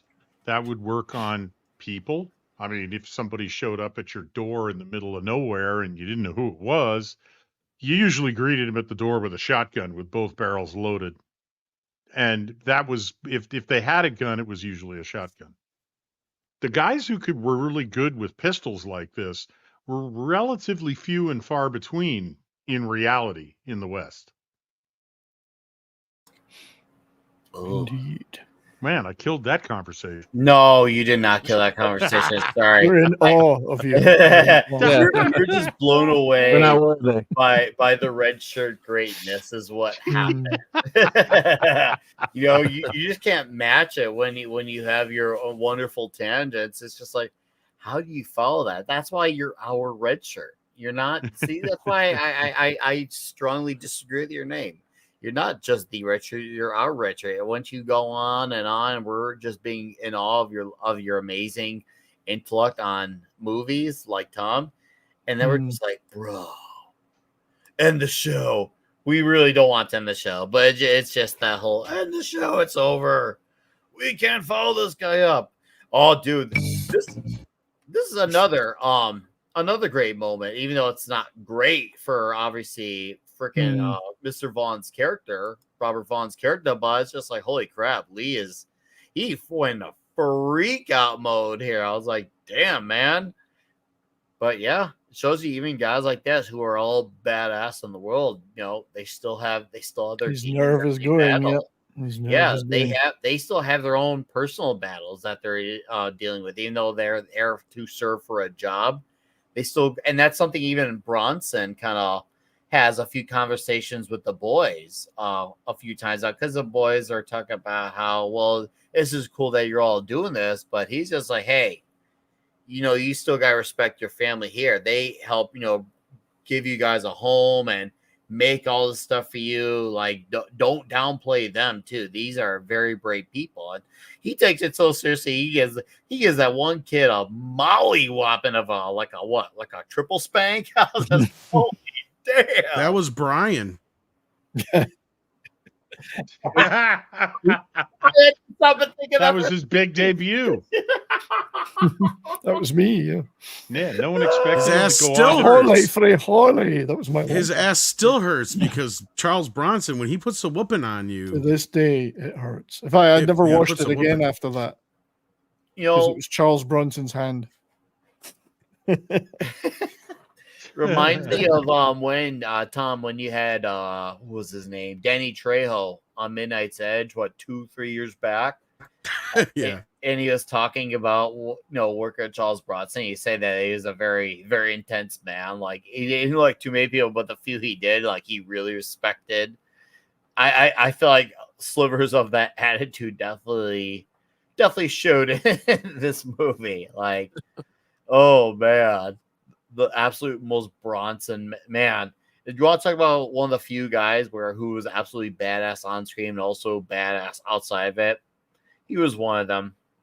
Mr. Mexican on one side, Irish on the other, and me in the middle. Bernardo. Yeah, he's not a guy you're gonna mess with in a bar, right? If you bump into him. I'm very sorry, sir. Yeah. Even Charles Bronson at the age that's a nuclear combination right there. Exactly. Yeah. Even Charles Bronson at the age of Death Wish 4 and 5, I still would not mess with that at all. Oh no. It's just like, yeah, that's a hold on, wait for it. That's a death wish waiting to happen. Oh, but We deal in lead, friend. oh, sorry. it's okay. You and I both. Sorry, he's got a friend made up. I can do the splits, no problem.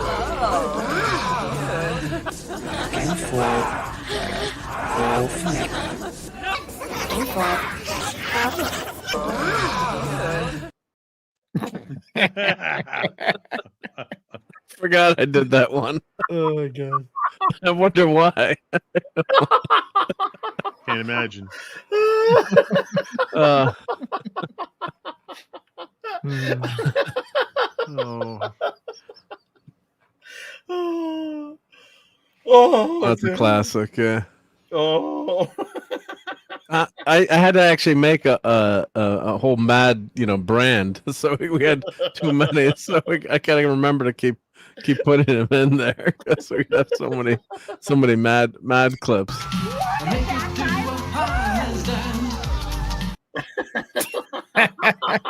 He always has the same expression every time as well. Yeah. Well, Mad's a very serious guy. Yes. I like turtles.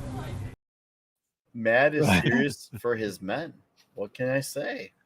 He sold Tom's line there again. And and Mad even likes turtles too. They have no sons, no daughters, They have no women. They have no women.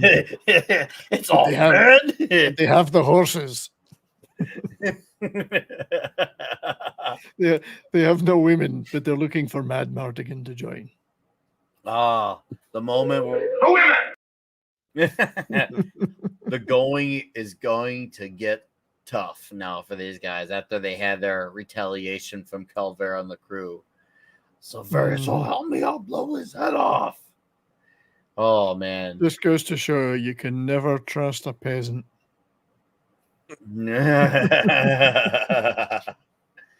Oh, it isn't Danny. Hi, Danny. I greatly disagree. And you know what? Actually, I lied. I don't disagree. To me, there's only one version of this movie, and as much as I love Denzel Washington, probably the best actor on the planet right now by far and large, there's only one, the Magnificent Seven. It came out in 1960. So, yeah. I never even bothered with the remake. I've heard that it's fine for most people, and it probably is, but you know, it's interesting you mentioned that again, 1960, and somebody, I think Tom said, is 64 years old. It doesn't look 64 years old. No, it doesn't. It doesn't seem dated as a movie. I've watched it a few times in the last few years. It never seems dated. Yes, it's, you could never say it's from the 21st century, but it doesn't seem old-fashioned and stilted and stagey as many of old movies were, No, not one bit. It's a fantastic flick. I mean, obviously it helps that they're actually making this movie in actual land. Like, what? They didn't spend the entire time in a green screen room? You might as well blaze through this part, Mark. This is a Mad Mardigan deleted scene. Well, thankfully it doesn't last long. You can't be this straight. You can't. It is a good thing. What I want to know is in this horrible, dusty, dirty village, why everyone looks so clean in this scene. They have great makeup artists. Who's doing the laundry? Oh, the women were doing the laundry. That's true. They've got a laundry and pond. Dentists. Yeah, perfect teeth. They're obviously not British. Oh no, we just lost the British audience. And as somebody said, we never see an outhouse, or do we? They got pots for those. Yeah. No outhouse. It's just pots. Yeah. Yeah, it's so true. In old movies and TV shows, old westerns, they never have an outhouse. Yeah, you can't have a bathroom in TV. Well, but except I think it was McQueen's hat. You could see the sweat line around his hat, so he was definitely a sweaty mess in this movie. So if there's one guy who definitely persisted with dirtiness, was it McQueen's hat or was it Brenner's hat? One of them, you could see the sweat line. You can't tell me I'm the only one who didn't notice that. Like, come on. Oh, the part of the surrendering the guns. Bastards.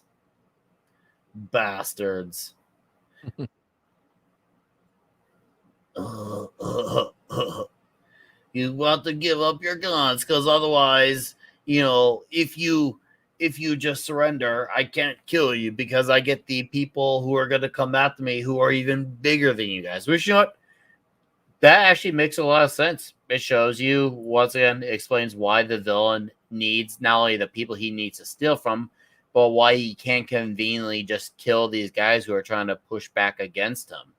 So I was like, okay, you know what? That makes a lot of sense. So I actually buy all that stuff with it. Just hire the A-team if they run into trouble again. So, right? Cat, villagers. Can you lay off the type of comment and stay in your lane? I've tried to hold off on saying this all show long, but dude, that comment's not cool, man. Like, no one said anything about be all end all. We can all have our opinions and disagree, but comments like that are just not cool, dude. So please, like, watch what you say, man. Stay in your lane. We don't need that here, okay? Anyways, let's carry on with the show, dudes. Anyways, I don't want to kill you. Anyway, what are your guys' thoughts on it? Is this something you can roll with? Did it bug you at all? For me, it didn't bug me at all. I actually, because I can imagine someone probably getting, I guess you could say, overanalyzed being bugged by it. But for me, I think this works beautifully because it shows you, like, even though he's the villain in the movie, he's still not the most powerful guy, and he recognizes that himself. Well, yeah, because they mentioned that, his guys are when Chico goes to be a spy, right? He finds out that they're starving too, right? So, because obviously they just steal and they just take, but they're not actually doing that well either, right? So in terms of, they have a quote unquote the easy life. They're not doing the work. They're robbing, but they're not exactly living in a lap of luxury, it seems, either. So that's why there's this big, turn of events where that's a big, when you're watching this the first time, you're like, wait a minute, they just got caught? What the hell? How could the Magnificent Seven get caught? Not possible, right? So it's a nice twist in the movie. And you've got, people, that don't want to fight either, right? So you've got a few people in that group in the village, and you can kind of understand it, but it's, we could make some parallels. Yeah, it makes it more effective that this happens, because otherwise you just come in and they win. Well, that would be where's the drama in that? So it does make it much more effective. Yeah, you got to have the setbacks. Because you have parallels to, like, the isolationist movements throughout history, World War I, World War II. Do we get, I'm not saying that this movie is a direct commentary on that, but you can kind of look at that or interpret that, as people in the village. But if you don't stand up for yourself, you're just going to get trampled underfoot, and eventually you got to stand up to the bully or the bad guy or the dictator or the criminal. Or it's just going to keep happening to you over and over. And that's where that great line about when Bronson's character is talking about how the kids are making fun of their dads, and he talks about how they're the real quote unquote the real heroes with the those weight. The weight on their heads of having to run a farm and take care of everything and having a family, and so that was a really great speech. It's not just it's not just a shoot 'em up. There's the heart, and there's a meaning to this movie. The gunfighters are really portrayed as, I'm not saying not as quote unquote the bad guys, but the Bronson's lines where he says, I never had that kind of courage, running a farm, working like a mule with no guarantee what will become of it. This is bravery. That's why I've never even started anything like that. That's why I never will. You'll do so much better on the other side of the border. There you can steal cattle, hold up trains. All you have to face is a sheriff or marshal. Rob a bank in Texas, so that they go on with that scene. But it's just it's talk about how the farmers have the responsibilities. Like, I'm not brave just because I carry a gun. So that that's kind of a shock when you first hear that speech. But that's why the script is so good with all the different dimensions on the characters. Sorry, I'm obviously multitasking. Go ahead, someone respond there real quick. Sorry, I have one quote I wanted to play about the sheep here. So let me this is loading because I got a sheep quote here, but this is a great line by Eli Wallach in the movie. If God didn't want them sheared, he would not have made them sheep. Amen, brother. Amen. Right? Yeah. For sure. Yeah. Sheer heart attack. Yeah. A village full of sheep. Yep. This is a great scene. Here we go. Back to what I was getting at a few minutes ago, where Bernardo lays it out to the kid. Not just outside of spanking, but he lays out the importance of the family that they have, because he even says, "You think I'm brave just because I carry a gun?" And he said, yeah, and I get his point here. I do understand his point, and they have to fight hard for their living against the elements, against all sorts of things. Yeah, It's a great message. But it is great because he's letting them know, like, hey, you have this family. They have a responsibility of raising you and feeding you, providing for you, keeping a roof over your head. I mean, obviously, in some cases, that's not literal here because some of them don't have that, but they have a home. They have a place to call home. So, and the fact that he went as far as to say that he never had that type of courage, I was like, wow. I mean, granted, I know Bronson's like one of the ultimate badasses. He does provide a great sense of humanity to his character arc in this. And I thought that was actually, I thought this was a shining scene for his Bernard O'Reilly character. So yeah, it's good that they all get their moment. Oh, their character. Well, you see where what once again what makes them tick, what makes them happy, but you get an idea of where some of their personal demons are as well. Like with Lee as well, we see Bernard O'Reilly, him and the family that doesn't gel for Lee. He has bad dreams, so it is really great, and it really makes you feel like you're kind of living with these characters along in the movie. I love that. I absolutely love that. It is a very character-driven movie. It isn't just a Western movie filled with all the badassery of a toxic man movie, but it is a very story and character-driven movie as well. And it carries a lot of great messages. Once again, not just some messages, but it's all very balancedly laid out, and it's perfect for the story. I just really enjoy, seeing that each character gets their moment too. Because with 7 characters, it's not easy, right? You watch a TV show or, especially an ensemble show. It's like, well, this week it's the so and so's, that's his episode, right, or her episode. But they managed to fit in little segues for each character, tiny little character bits that really do a lot. So you can appreciate their characters. So, Robert Vaughn, it's not a long scene, but it just tells you so much about his character. It's just, just that one scene. And and you wouldn't expect someone to have, that's really a portrayal of PTSD back then, which, they called the shell shock back then, or, he's lost, quote unquote, he's lost his courage. So they're really, because he is he's a full-time gunfighter. Yeah. So he knows that his day is coming. It can't last forever. There's a bullet with his name in it, Then you got Chico. Chico's character, he is a farmer. He's one of the guys who's out there for the fight, but he also is a farmer, and he also is, Latino like those guys as well.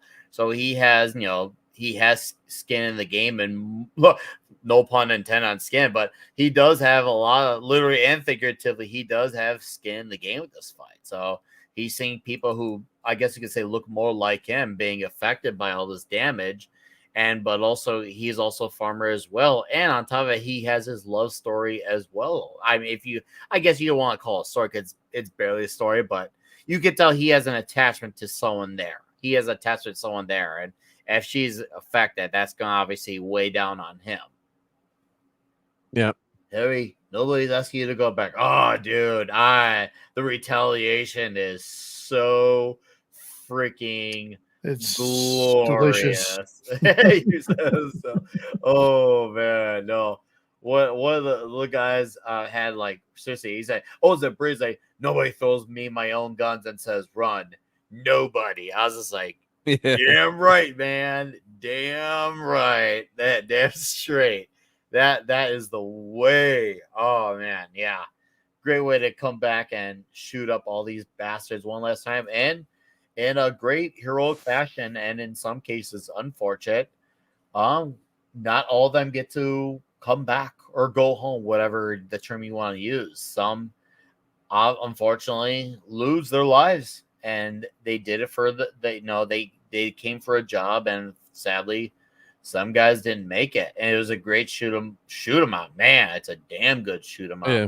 It's only a few minutes, but it don't feel like it. It's just a really intense shootout. And then I love seeing the last exchange of words between Brenner and Calvera. It's a nice brief exchange, and Calvera, he was shocked that they came back. He's like, why? And then all of a sudden he just tilts his head, and that's the end of the road for him. It's a great to see everyone finally reclaim their place, and they're no longer have to deal with these ass clowns.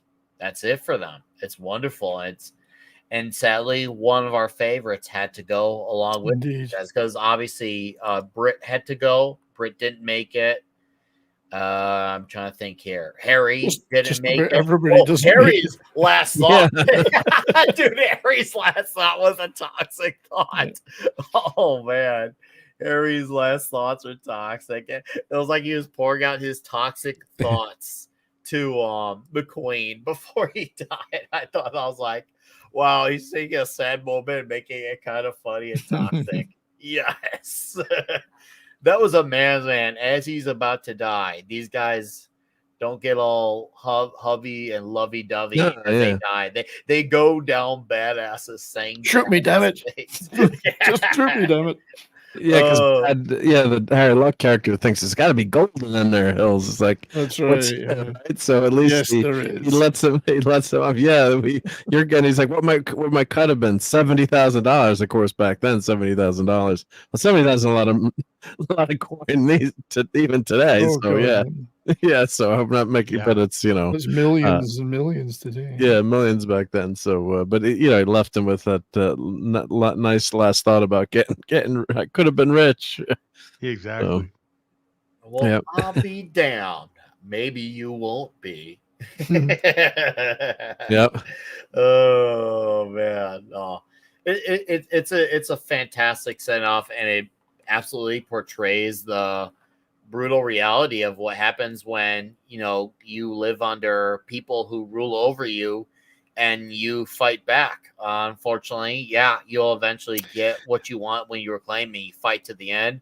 But unfortunately, not everyone gets to come out of it unscarred and in one piece, and there will be casualties. It shows you the value of the price of freedom, that you do have to sacrifice a lot to gain freedom. And sadly, that's going to come with a few people, and probably do a few things you may not even be proud of yourself in order to maintain the importance of freedom. I just looked down the cast list, and you know who's in this movie in a bit part earlier on? Bing Russell, Kurt Russell's dad. Which role? Because I watched this movie twice, and I can't figure out. I don't know if I've ever seen that. This is playing Robert. And I don't know who Robert is, but I can only assume it's earlier on. Oh, it's in the town earlier, and they're talking about Boot Hill. So it's one of the two guys that's one of the guys the two guys carrying the coffin, or the guys that are talking about the money for he isn't fit to be buried here. What, in Boot Hill? That's the guy that says, what, in Boot Hill? That's Bing Russell. Shout out to Mr. Stephen Otten, deleted scenes. Thanks, man. So appreciate it. Connecting to Kurt. Bing Russell, Kurt Russell, Wyatt Russell, the generation of Russells, or generations. There's a lot of rustling, cattle rustling, another rustling. But he's got a small speaking line earlier on when they're talking about burying the guy in Boot Hill. Wow, I never knew that. Oh yeah, I know what you're talking. Yeah, he's one of the two guys with the gear on. I see it now. Like in my head, I see it now. Okay, yeah. So there's deep. The Russells, they were a family that they were always deep. They were always all the way in. There was never a point in life where they were any less homoerotic. They were always in. Russell meaning. You son of a bitch. That's how tight they had it in there the entire time. And yes, Kurt Russell could have easily been in the cast with any of these guys, and he would have been, he would have definitely been someone who would have been for this movie. Like, he would have been perfect. If I had to pick a role for Russell, I mean, granted, I don't like the idea of trading out the actors because I feel like they had a perfect cast for this movie. I truly feel that in my heart of hearts. But if I had to give him a role, in this movie in the 1961, yeah, the 1961. I don't know. See, James Coburn, maybe, I don't know. But see, even Brit. I even like Coburn in this movie. I really do. Well, I mean, as Brit, he's perfect with the knife throwing and all that jazz. I think he's perfect. I think he could have played the young guy. Oh, Chico? Yeah, I think he could have played Chico, and somebody who wants more than he's biting off more than he can chew, but he doesn't care because he wants to prove himself. And as a young actor, I could have seen. I mean, he's not old enough to have even played Chico in this movie, but no, God, no. Yeah. But to me, he could have played the up and comer who wants to be part of this, and could have played that. I think he could have pulled that off beautifully. And you really would have been, unhappy when he bought it. Well, is there a case to be made that he could have played this Steve McQueen's character? I could see a little bit. Granted, I don't want to replace that character, but could I imagine it? Yes, I can imagine him being in the role of Vin Tanner. I could see Kurt Russell bragging about having a name like Vin Tanner type of thing in this Kurt Russell voice. He would definitely. I mean, he wouldn't play it like McQueen, but no, he wouldn't. He would definitely have his own Russellisms to it, but it would definitely be. He does. He sounds like a guy who would play a character named Vin Tanner. Seriously, that name fits Kurt Russell too. Or Vin Diesel. That's like that sounds like a movie star name playing a movie star name. When you put those two together. So finally, Lee gets his chance to shine. Yes, and it's a dude. He freaking laid it out here. I was just like, damn, dude. That's a good way to take out your frustrations on your nightmares. Absolutely. Straight and up. he does it freeing some of the villagers. Yep. Nice. Freedom is worth it. Freedom is freaking worth it. Oh, dude, yeah. If he was an old man Vin Tanner too, bearded Kurt Russell too, maybe long gray hair. Dude, yeah, that would have been that's a Western waiting to happen. Old man Russell in whatever. Just anything with old man Russell would be perfect. Remember when Kurt Russell gave Bronson a gift? Was it on this movie? Remember the famous picture of him giving a Christmas present, and Bronson's like, he grew up in extreme poverty. He said, I never ever got a present from anyone, a Christmas present, and as a kid. So I wonder if it was filming this movie. I do not know, but here we go. I had heard something about that. There's a picture of it. It wasn't that. Looking it up, I think it was it Wagon Train, or what was the show? Not Wagon Train. Oh, maybe it was a TV show. Okay. It was a TV show that I've actually got. I think I've got the VHS of the movie they made of it. Bronson and Russell in it. Hang on, we'll go look for that. I just want to know what that moment was, what they get for it, because I had heard glimmers about it, but I never really looked into it and to what actually was given to him. I'm trying to imagine what Charles. What do you give Charles Bronson? Yeah, what do you give Charles Bronson? A, B. What does a Christmas tree and what do Christmas lights look like and all that's inside a Charles Bronson home? I want to know what that place looks like around Christmas. I am very curious. All right, I see yours said it was a TV show Western, and Russell gave Bronson a toy plane. You know what? I can actually kind of see Bronson like, not bad.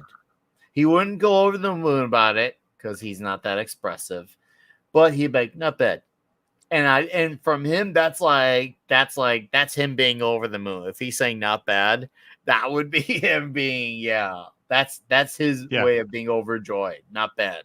Yeah, that would be a significant reaction from Charles Bronson. He would. A half smile would have been normal for him.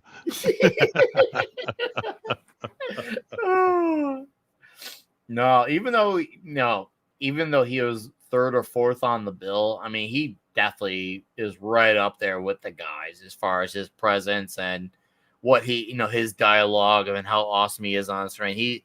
It's one of those things where I'm sure if I had seen this when it was brand new, I'd be like, that's a star in the making right there. Even though he is pretty established at this time, but you could tell he definitely gave these guys a run for his money. And man, not only did he end up going for a long time, he went for a really long time, because I think Death Wish 5 came out in 98 or 99, I think, because Bronson passed out what? It was a little sooner. It was a little earlier than that, but yeah. What? I know what I'm gonna look up because I can't remember. It was before. It was just after Canon and or it was just after Menachem had left Canon, and he formed 21st Century Studios or whatever. You're right. I was 5 years off. It was 1994. Yeah, I was gonna say it was like almost mid 90s. I was gonna say. I like how in this movie you can definitely tell he was we'll just say he definitely looked a lot more Irish, and as he went on, he looked more Mexican as he got older, especially when the mustache came in. Look at that, right there. Just look at that noble. I was like, wow. The older he got, the more Mexican he got. He's one of those guys with the skin tone where they just naturally look Espanol. Good night, Penny. Thanks for being. And then the sacrifice shot. He literally took the shot for the kid. Had the kids have been there, that would have been. Who shot him there? I was like, who? There's like, isn't the village cleared out? Yeah. I was like, wait a minute. I wanted to see this another angle on the Blu-ray. Yeah. Who got Charles Bronson? I don't know who got him. Okay. I found the VHS I'm talking about. Ooh. Guns of Diablo is the movie. With Charles Bronson and Kurt Russell. And it was taken from a TV show, and I'm not sure whether it was Wagon Train, perhaps. Wagon Train. Uh-huh. But that's the movie, and I think that's the picture that you're talking about. It was taken on the set of this. Kurt Russell's about 12. Wow. Guns of Diablo VHS. Cool. I like how it says he was the fastest gun alive, not the fastest man with a gun or the fastest shooter. Yeah. It always like, is he the gun himself? He's the gun. He is the gun. Yeah. I knew I had a copy of it somewhere on VHS. Well, you saw how they screwed up the aliens tagline. It's like the original line was what was it, out in space, comma, no one can hear you scream, in outer space no one can hear you scream, and then the marketers totally botched the tagline. How could you take out Bronson? Come on, let Bronson live. Yeah. You know what? I actually thought this was a good death for his character. To me, this actually was like, you know what? Okay. I hate it because it happened to Charles Bronson, but at the same time, I feel like it really completed his relationship with the kids. I thought that, and you see how the way the kids mourn, especially after all 4 men that they lost out there, they set up tombstones for them and everything. It was really well heartfelt way of acknowledging all the people who helped give them their freedom, and I thought that was perfect. And right here, final line is Paul Kersey. Lieutenant, if you ever need any help, just give me a call. That is a perfect way of going out. Right. Wow. Okay. The TV show wasn't what I thought. It was called The Travels of Jamie McFeeters, which I'd never heard of. But they turned the last episode of it into a movie, which became Guns of Diablo. But so that's where they met. So there you go. Never seen the show, but. I have neither, but that's on deleted says, you never know who kills any of the 7, but the director, that's a conscious choice, I'm sure, but Yeah, there must have been like Arnold Schwarzenegger in the background taking out Charles Bronson, because who else could get him, right? You could stay, you know. They won't be sorry to see us go either. And yeah, and I thought that was a great way of saying, yeah, this was a win for the farmers, which is very important that it was the farmers who won. And he said, yes, the farmers won, we lost. And yeah, they recognize that even though it was a win-lose situation, because they were winning for them, not for themselves. Even though, yeah, they got rewards out of it for doing it. And obviously Chico sticks around to pursue love, but still there was a loss for them as well because of the guys that they lost. Because it's clear that, as a team, these guys really liked each other, respected each other, and they saw that as, well, this is how we lost. Go ahead. Sorry. No, mate. You weren't finished. Go ahead. Oh, no, I was just saying that, it shows you that they don't see it as a complete win, because even though they technically did when they're the last men standing and the threat had been eliminated, but to them, they still see it as a loss because look at what it cost them.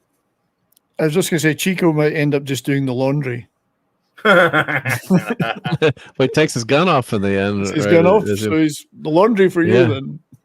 Yeah. Hey, I wouldn't mind doing the housework for that pretty lady. Sorry, this show that Kurt Russell and Charles Bronson were in, The Travels of Jamie McPheeters, gets even weirder. The Osmonds were in it. The Osmonds. Johnny Marie. The Osmond brothers were in multiple episodes. Oh, yeah. Isn't that weird? What a weird show. That was 1963. That show. Adios. That was a good year. Just so weird. The Osmonds, Kurt Russell, and Charles Bronson in the same show. See, this is something that this is why I love these Western stories, because they understood heroism. You have to do it because you want to look good for signaling or for posture or for fame and recognition. They did just because it was simply right to do. There was no mistaking good guy, bad guy.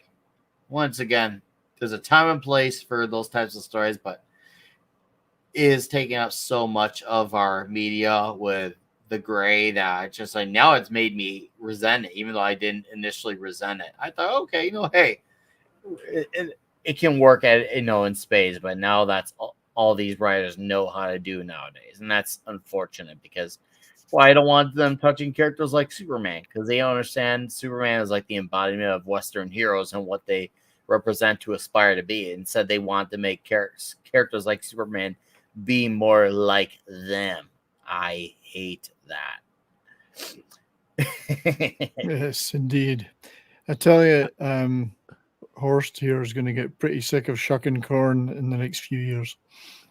Well, something else is going to be shucked in a few minutes. But That's right. There's going to be a lot of shucking going on. In the beginning, it won't be so bad, but just wait till he's married for 30 years. Yeah. But I think Yul Brynner was doing a lot of he was doing The King and I again, and I think then in the last few years of his life he had cancer and was sick and couldn't act as much. But I think he was doing The King and I last part of his life. If I'm remembering correctly, maybe someone could. Well, we got that thing called the interwebs, but I think he was on stage. Revival of it, yeah. If I remember, but he's got a fascinating life. If you read about, his life, in Russia, right? So he became, was playing this Western role, and he became, great, one of the most famous actors of all time, and an immigrant from Russia, and his accent, he still got that accent, but it's very, it's very slight. It's a slight accent, not too bad, but they made a joke, they're saying, one of the commentaries, it's like, we've got an Eastern European Mongolian guy, playing a cowboy, and a German, the horse, Chico is a German. They're joking about playing all these cowboy roles, but they pull it off though. It's they did a nice, it never pulls you out of the movie, right? He's just such a great performer. Everyone's great in this movie. So it's a testament to their acting. But he does have that accent once in a while. It does pull you out of the movie a little bit. Yeah. It's a superb piece of cinema. I agree. Brian Barth, as far as why he stopped acting, I don't know why, but if I had to take a guess, he had done his time. Simply, some guys, especially also in Hollywood too, and I'm sure this was a Hollywood thing back then. You have a moment under some where you're in and then you're not in. Obviously, you'll have some exceptions who will cross over and transfer onto other generations and eras and trends. Well, not only that, I think Yule had a love for the stage, right? Like he was one of those kind of actors. Like he started on the stage. I think he wanted to get back to the stage. He liked movies, and I'm sure it paid him pretty good for a while. But he's like a Patrick Stewart type, right? Like he wants to be out there doing Shakespeare and shit, right? Like, he was. He had returned, he had Return to the King and I, apparently. For me, and he did like 4,600 performances.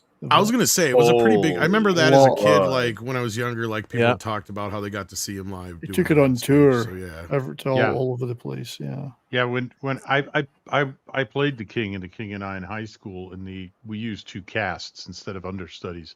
The other guy got his head shaved, and it was unfortunate because he had zits. I think Angela Lansbury was in the 1977 revival that Yul Brynner was in. Yeah. The one Did you thing I your did head? not want to. The one thing I did not. No, I did not, because I absolutely didn't want to try and pretend to be Yul Brynner, because I knew that was never going to happen. But Angela Lansbury shaved her head, I believe. Yes, she did. Yeah. Did we lose the video? What happened? We're done. The movie's over. The movie's over. We just got here. We got the. We just started. So there's the credits. Now we're going to do the extended edition. My Alzheimer's is setting in here, I guess. I don't know. Let's do the extended edition. Now, Tom, you haven't made it that far. You just got half-timer's disease. Yeah. No, it's just one of those lovely movies. And I mean, it's 2 hours, which is exactly pretty much the running time of the film. I think it's 2:07 or something like that. Yeah, it's around 2:07 or 2:08 if you want to get technical with it. Yeah, it's around there.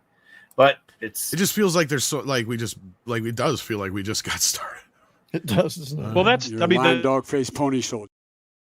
We're talking about how it doesn't feel like a movie from 1960. One of the things I would say, especially to somebody who, hasn't seen some of these older movies, and to them, this is an old movie. This has the pacing of a more modern movie. It does, yeah. Especially with the way the music is. It doesn't start as slowly. You start meeting characters right away.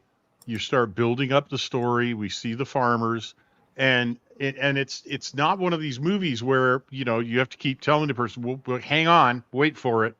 It's coming. It's going to get really good, but just wait for it.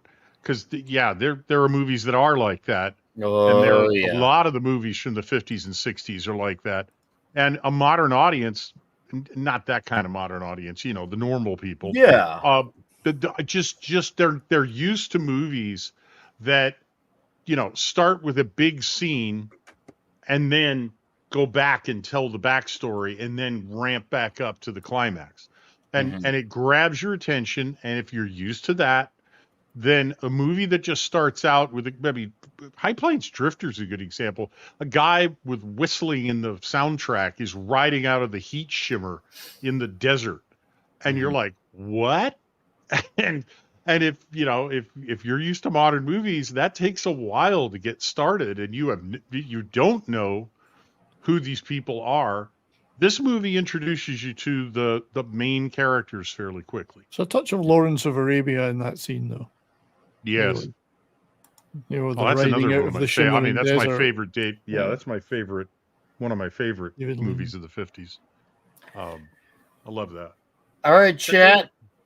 Go ahead and blaze through your toxic scores, and I'm going to have the panel blaze out their scores of toxicity as well, so we can get on going and have ourselves a good rest of our evening. I thank you all for being here and taking part of the show. Sorry about the misstep that happened not too long ago, but we'll get past it. Things happen, unfortunately. Not everything can always go smooth, but we brush it over, and the show must go on and go forward. So we don't dwell on those things, but also those types of things have no place to be here. So, yeah, thanks for your understanding, guys, and thanks for trying to keep everything civil as well.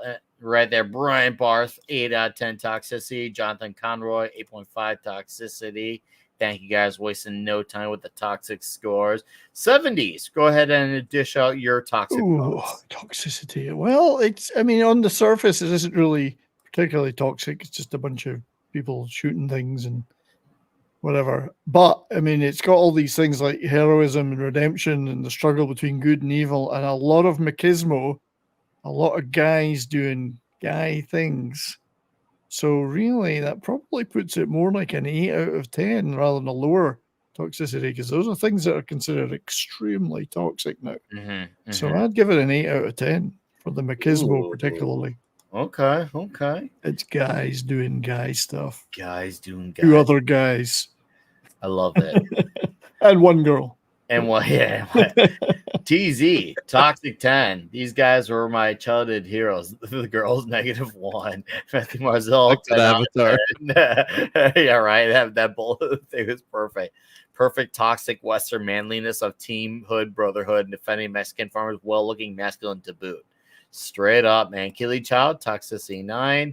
Brian McCann, what's up, man? Gives it a 10 out of 10 toxic. And Rob Altus gives it Toxicity 8.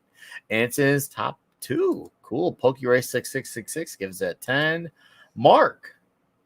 Yeah, I think this is 8 Virgin on 9. And one reason is because of this scene here too.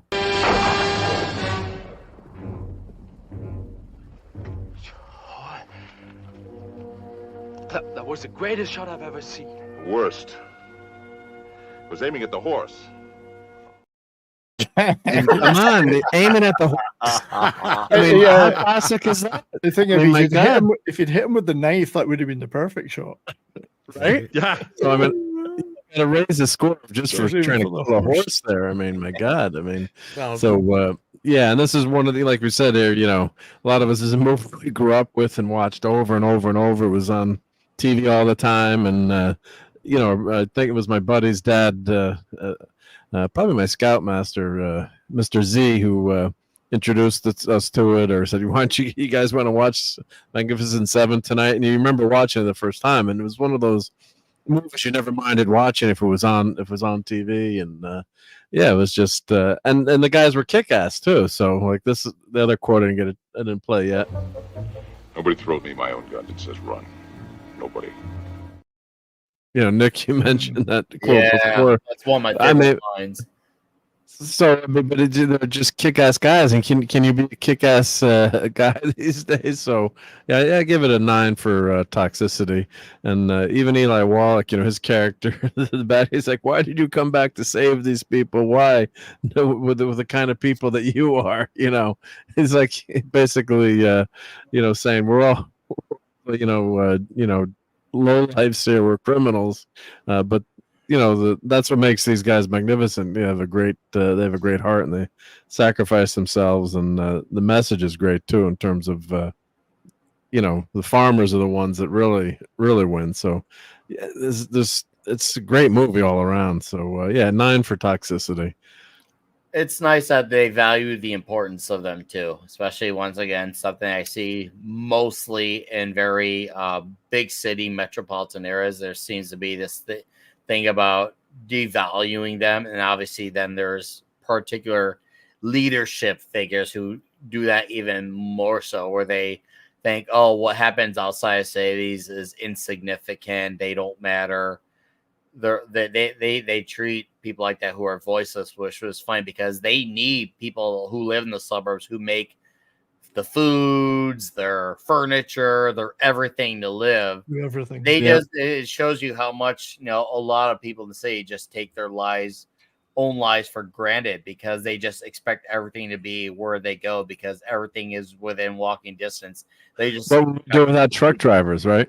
If we have people driving trucks, right? You'd have how come my Amazon delivery didn't show up, right? Yeah. I've seen the comments online for years, like Sarah Palin going to a turkey farm when she was mayor of Wasilla, and somebody actually commented. And to this day, I can't tell whether these people are serious.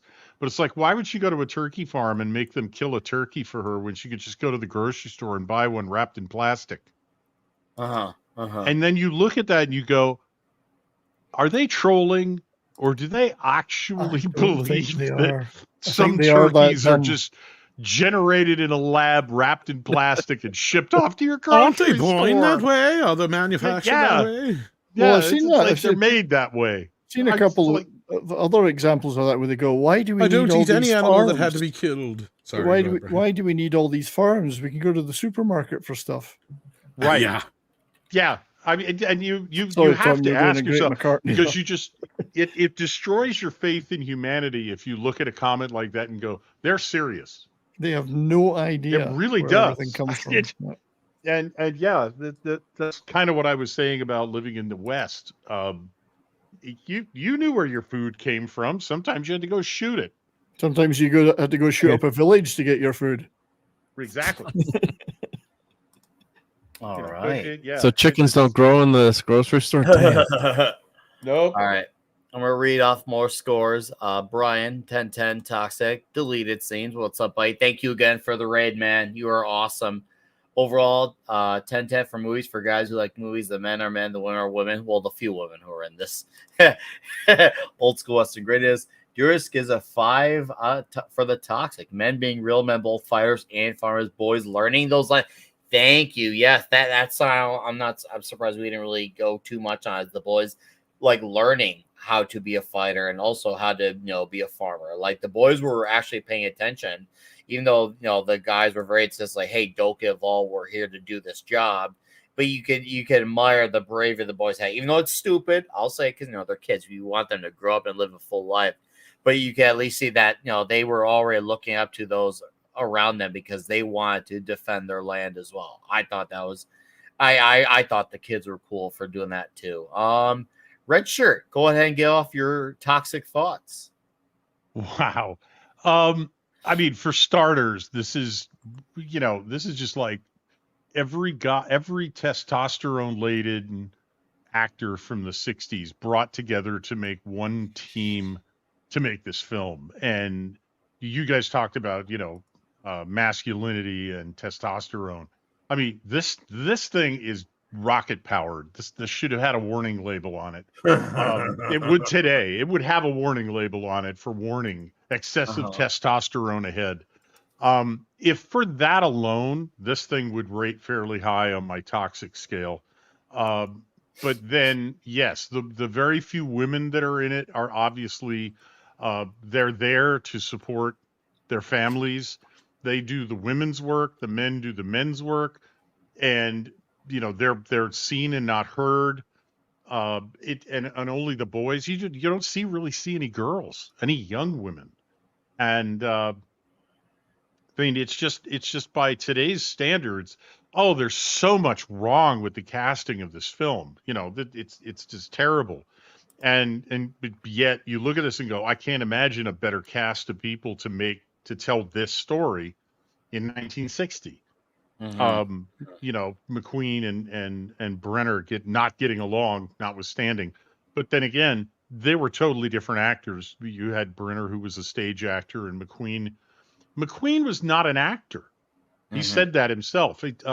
There's a British actor who is famous for playing. He was in his last movie was as the trainer of the Oliver Reed. Oh, Oliver Reed in Gladiator was his last movie. Gladiator. Oliver Reed and He Steve heroically McQueen, died drinking himself to death. He drank himself to death. Yes, I mean it took him a long time considering what he used to do. I mean, he drank like Andre the Giant, except he was only 5 foot 8, 9. Great. That could be a problem. Yeah, it was a problem for him for a long time. But he'd show up on the set usually sober, but he was a terror to everybody in the cast. It's no surprise that his best friend was Keith Moon of The Who. Yeah, and that's yes. true. And that's a dangerous combination right there.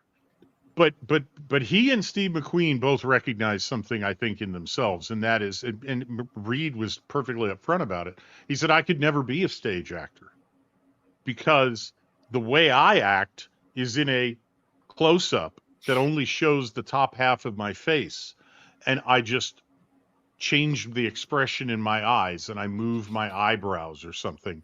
And that's all I have to do. And that's true. That's exactly the way he acted. It was nonverbal, a lot of it. And McQueen was much the same way. So McQueen and Brenner just, or Dustin Hoffman and Olivier in Marathon Man. Have you tried acting, dear boy? Famous story of the method actor. Method actor coming in after 2 days of sleeping homeless in New York City to do the torture scene. And Sir Laurence Olivier has just put on his suit to be the Nazi dentist. And he goes, have you tried acting, dear boy? It is such an expression of the gulf between the Shakespearean actor and the method actor. It's one of my favorite stories of that, to explain it to people. This is a similar thing going on here. These two would have rubbed elbow. They would have rubbed each other the wrong way, no matter whether they were in a scene together or not. They would have been backstage, off camera, and still not got along. But that friction, that I think that adds to the movie, because all of these guys are excellent at what they do. They're all very, very competent. They all know that their lives are on the line for whatever their skills are. And you see Robert Vaughn, who's losing his nerve because he's not sure he quite has the speed or the accuracy anymore that he once did.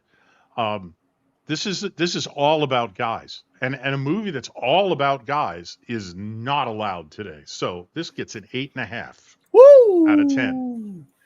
Nice. Well stated, Red Shirt. And it's a 10 for movie greatness. Come on, let's just admit that up front. No one's gay. Come on, man. You're preaching to the choir. Bigly. And Keely Chow, I agree. It is unfortunate because it doesn't have to be like that. We should play to our strengths. I can say, like, I've lived in all three. I have literally spent several years in all three. I've lived with friends on and off in the country. I've lived many in the suburbs. I've lived many in the city. Areas closer to downtown, areas right outside of it. Yeah, there is something to offer from all three. And the divide is honestly very pointless. It's very pointless. And usually it's honestly just brought on by a bunch of dumb figureheads and people buy into the talking points. And it does happen both ways, but if I had to say which one definitely sees it the most, probably the metropolitan big city types, because at least for them, the suburb people have to be more aware of what big city people want, because they're stuck kind of living under the iron fist of what the city people want almost all the time. Whereas most of the city people, they just hear a guy from one party, as long as they say the right thing, it doesn't matter what they advocate for. So they aren't even aware half the time what they're advocating for. They just see the right letter on the ticket, and that's good enough for them. So yeah, I hate it. It's unfortunate, but yeah, critical thinking is lost. Anyways, hey Christian, how you doing? Bonsoir, hey, Christian. Tom. Yeah, I mean, I guess the proof is in the pudding that we could make this movie until 2016, because that's when the remake was made, basically. And now I don't think you could make this. I think you guys are right. I think it's too male, and even that one at least falls into some categories that could be considered a pass for the woke crowd. Yeah, but I mean, we just can't tell them that we think Denzel Washington is cool enough to take on the role, no matter what they say. Basically, of Chris. But no, like overall, this movie's a great film. It's a 10 out of 10. It's toxicity level. The reason I brought that up is because I don't think this film would have been considered toxic until about 2016. So unfortunately, like, yeah, on the toxic level of a scale of 1 to 10, I'd probably give it maybe a 3 to 4 at the most before that. But nowadays, it's definitely up there in the 7 to 8 register, if not more, because of what people would say about the film. I don't even think that the links they went to try and make the Mexican people, culturally accurate or sympathetic, or however you want to put it, would even matter with these people nowadays. To be honest with you, they still see this as some sort of stereotype or racism, especially considering you probably have half those guys that are playing Mexicans aren't even Mexican for all I know. Right? So like Eli Wallach and whatnot. But yeah, anyway. Oh God, Eli Wallach. Yeah. Anyway, so like that being said, like no, I really have a hard time giving this movie like a really harsh toxicity score though at the end of the day, because it is very much I think it has a lot of good messages, especially for young boys and men, or boys that are on the verge of becoming men. I think this is the kind of Western you could show like a young boy at the age of like 8 or 9 maybe, and that it might get them into Westerns if they weren't already, kind of thing. And it's kind of a good gateway Western in that respect. Agreed. It is definitely a great gateway Western. It's got some great messages for guys too. So yeah, toxicity in a positive way. All right, awesome. Thank you, Tom. Yeah, for me, this movie is almost all dudes all the time. They're being manly the entire movie. They're helping each other out, even though they are very toxic men.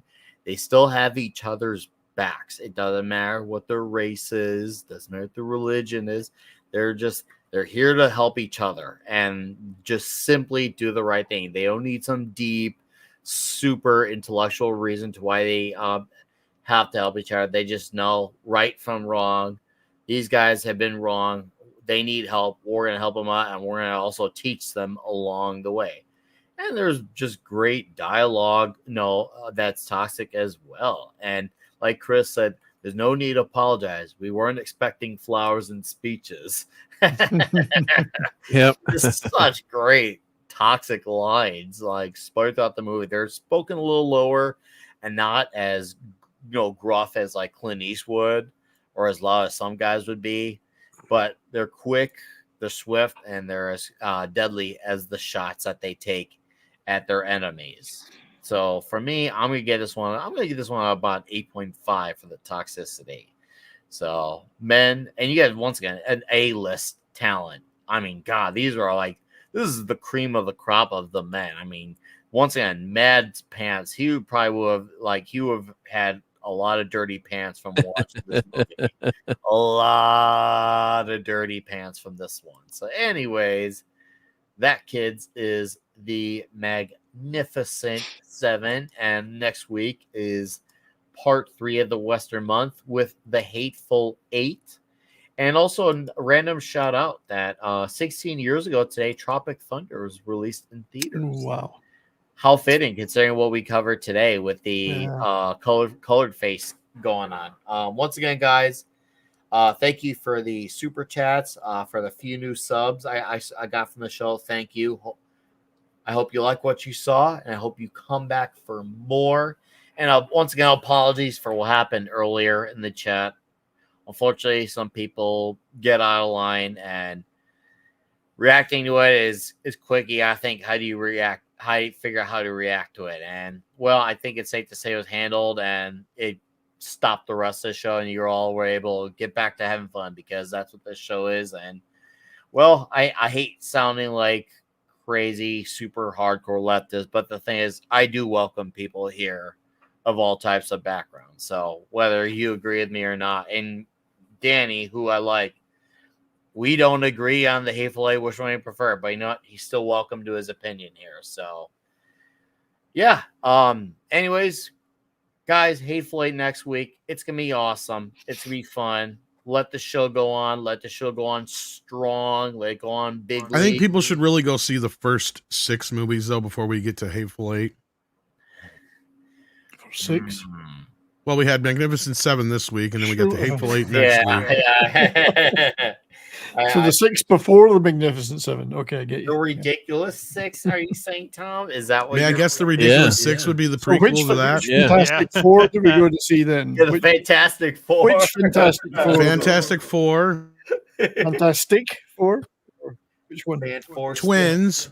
Twins. No. Butch Cassidy and the Sundance Kid. Well, that works too. Yeah. Anyways, kids. Yeah. And to my right, and then we could see 7. Yeah. We've seen 7 already. The Magnificent 7. To my regulars, thank you as always for your loyalty. We love that you hang out here every Friday night.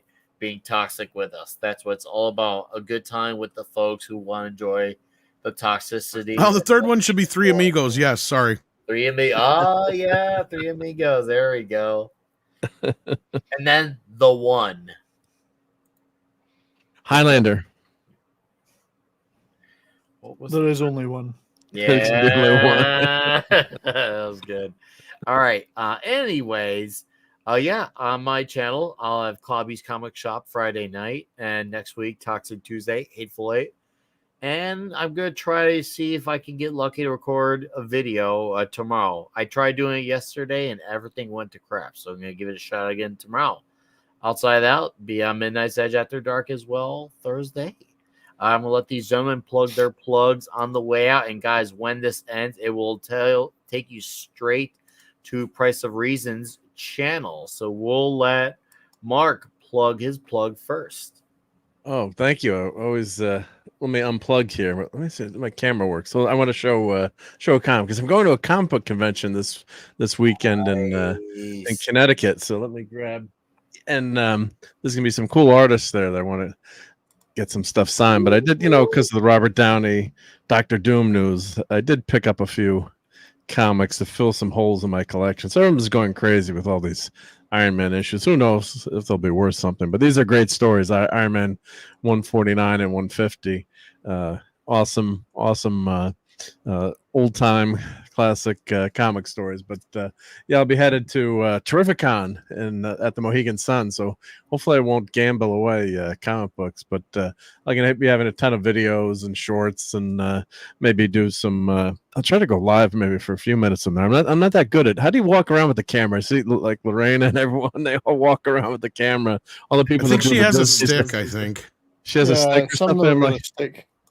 They got a stick. I'm like, because they look so good, and like, I wonder if they have it like helps a mic smooth or it out something. if you have a stick. Yeah, or they must have a mic. Maybe I don't know if they use a mic or something, but I think lapel mic or a boom mic on the phone. Yeah, because they always do a nice job with that. But yeah, these cons are a lot of fun, and like Jose Luis Garcia is going to be there. But great, actually, for Connecticut, Connecticut, we're doing pretty well. We got a pretty good lineup at that con there. So it's called Terrificon. So look for me this weekend there, and Sunday Night Geeker will be talking all about the con, and have all my pictures and stuff. And God damn it, Clobbering Times. I always miss my buddy, but that was one of the things we look forward to, was talking about cons and comics and everything. So but Tom and everyone else feels like popping in, always welcome on Sunday night to pop in and talk geek and nerd stuff. So 10 p.m. Eastern. Oh, let me put my link let me get my link and plug my plugs. Dude. Yeah, plug my plugs here. So but thank you, everyone. Hope you enjoyed the slideshow. I tried to keep it a little bit shorter this week, so I think that worked out pretty good. I showed some restraint there, but so here's my channel. And if you do want to get a Doomsday Machine, I haven't plugged that too much lately, but I do some 3D printing. So if you want to get a Doomsday Machine, you can grab one here. Yeah. I put the link in. There we go. So thanks, everyone, and catch you next Tuesday. Oh, blah, blah, blah. All right. Come on, Mark. Hell yeah, dude. Thank you, as always, for what you've done for this show, sir. You're the man, guys. Go sub to Mark D with a C. Tune in to his Sunday Night Geekery. It's going to be diabolical. Thank you for being here, sir, and for your slideshow and your clippings, as always. You fill all the best holes on this show. I'm glad I can plug all those plugs that needed to be filled. Yep. So, thank you, Mark. High 70s. Hello. Hello. Well, we continue to have some good times over on that 70s Rock Fan channel. I had a great show yesterday on War Games. Big crowd, and thank you to Tom for sending some people over. Thank you, Tom. Somebody sent some people over. I'm pretty sure it was Tom. It came from me anyway. So yeah, good show. Good turnout for that one. And we've reached 1,750 subscribers. Ooh, awesome! Which is not bad for my lazy ass sheep lover. And we have memberships, and a whole bunch of those got given away on the show, so that was good. And I've also, other than that, continue to do a lot of videos of Korean stuff because I love it. So I did a review of a film called Hijack 1971, which I thoroughly recommend everybody see. Korean movie. And also unboxing of another Korean movie from 2000 called Joint Security Area, which was quite an important movie in the development of modern Korean cinema. And is one of Quentin Tarantino's favorite movies. So who says I'm not hip?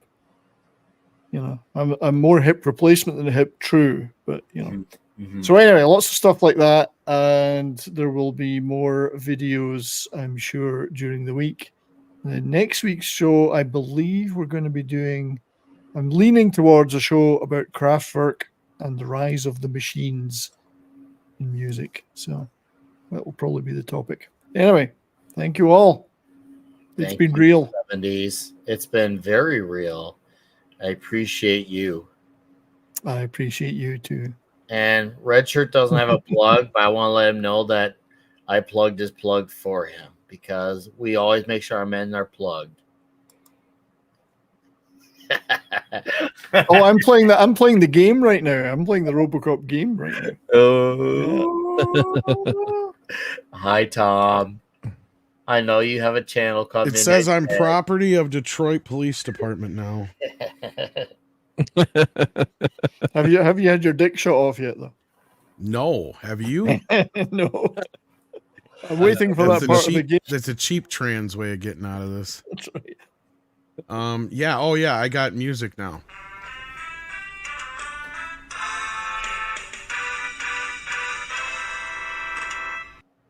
Dick, you're fired! Nice one. You know, like it, Tom. Nice. Midnight's Edge After Dark. Nice one, Centurion. Any notable things they should know about the show for tomorrow? Big guest or something, or no? Okay.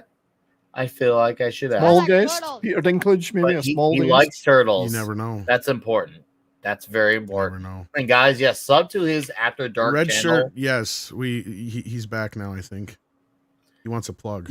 He wants a plug now. Oh, no. Oh. I had a wise ass comment. I'll leave that on the table. Okay. Anyways, Tom, thanks for being here, sir, and bringing the huge raid. Okay, man. And guys, once again, one more time, sub to his After Dark channel. This is not the same channel as his Midnight's Edge channel that him and Andre have, where they do it in the morning. This is Midnight's Edge After Dark, where he does this Tuesday and Thursday stream, along with a string of AI music videos. So make sure you're sub to both, along with his Mead Radio as well. All right, kids. This is the part where we call it a night. All right. So I want you all to have a magical evening, and I want you to stay long, hard, and strong. Because you have the biggest dick I've ever seen.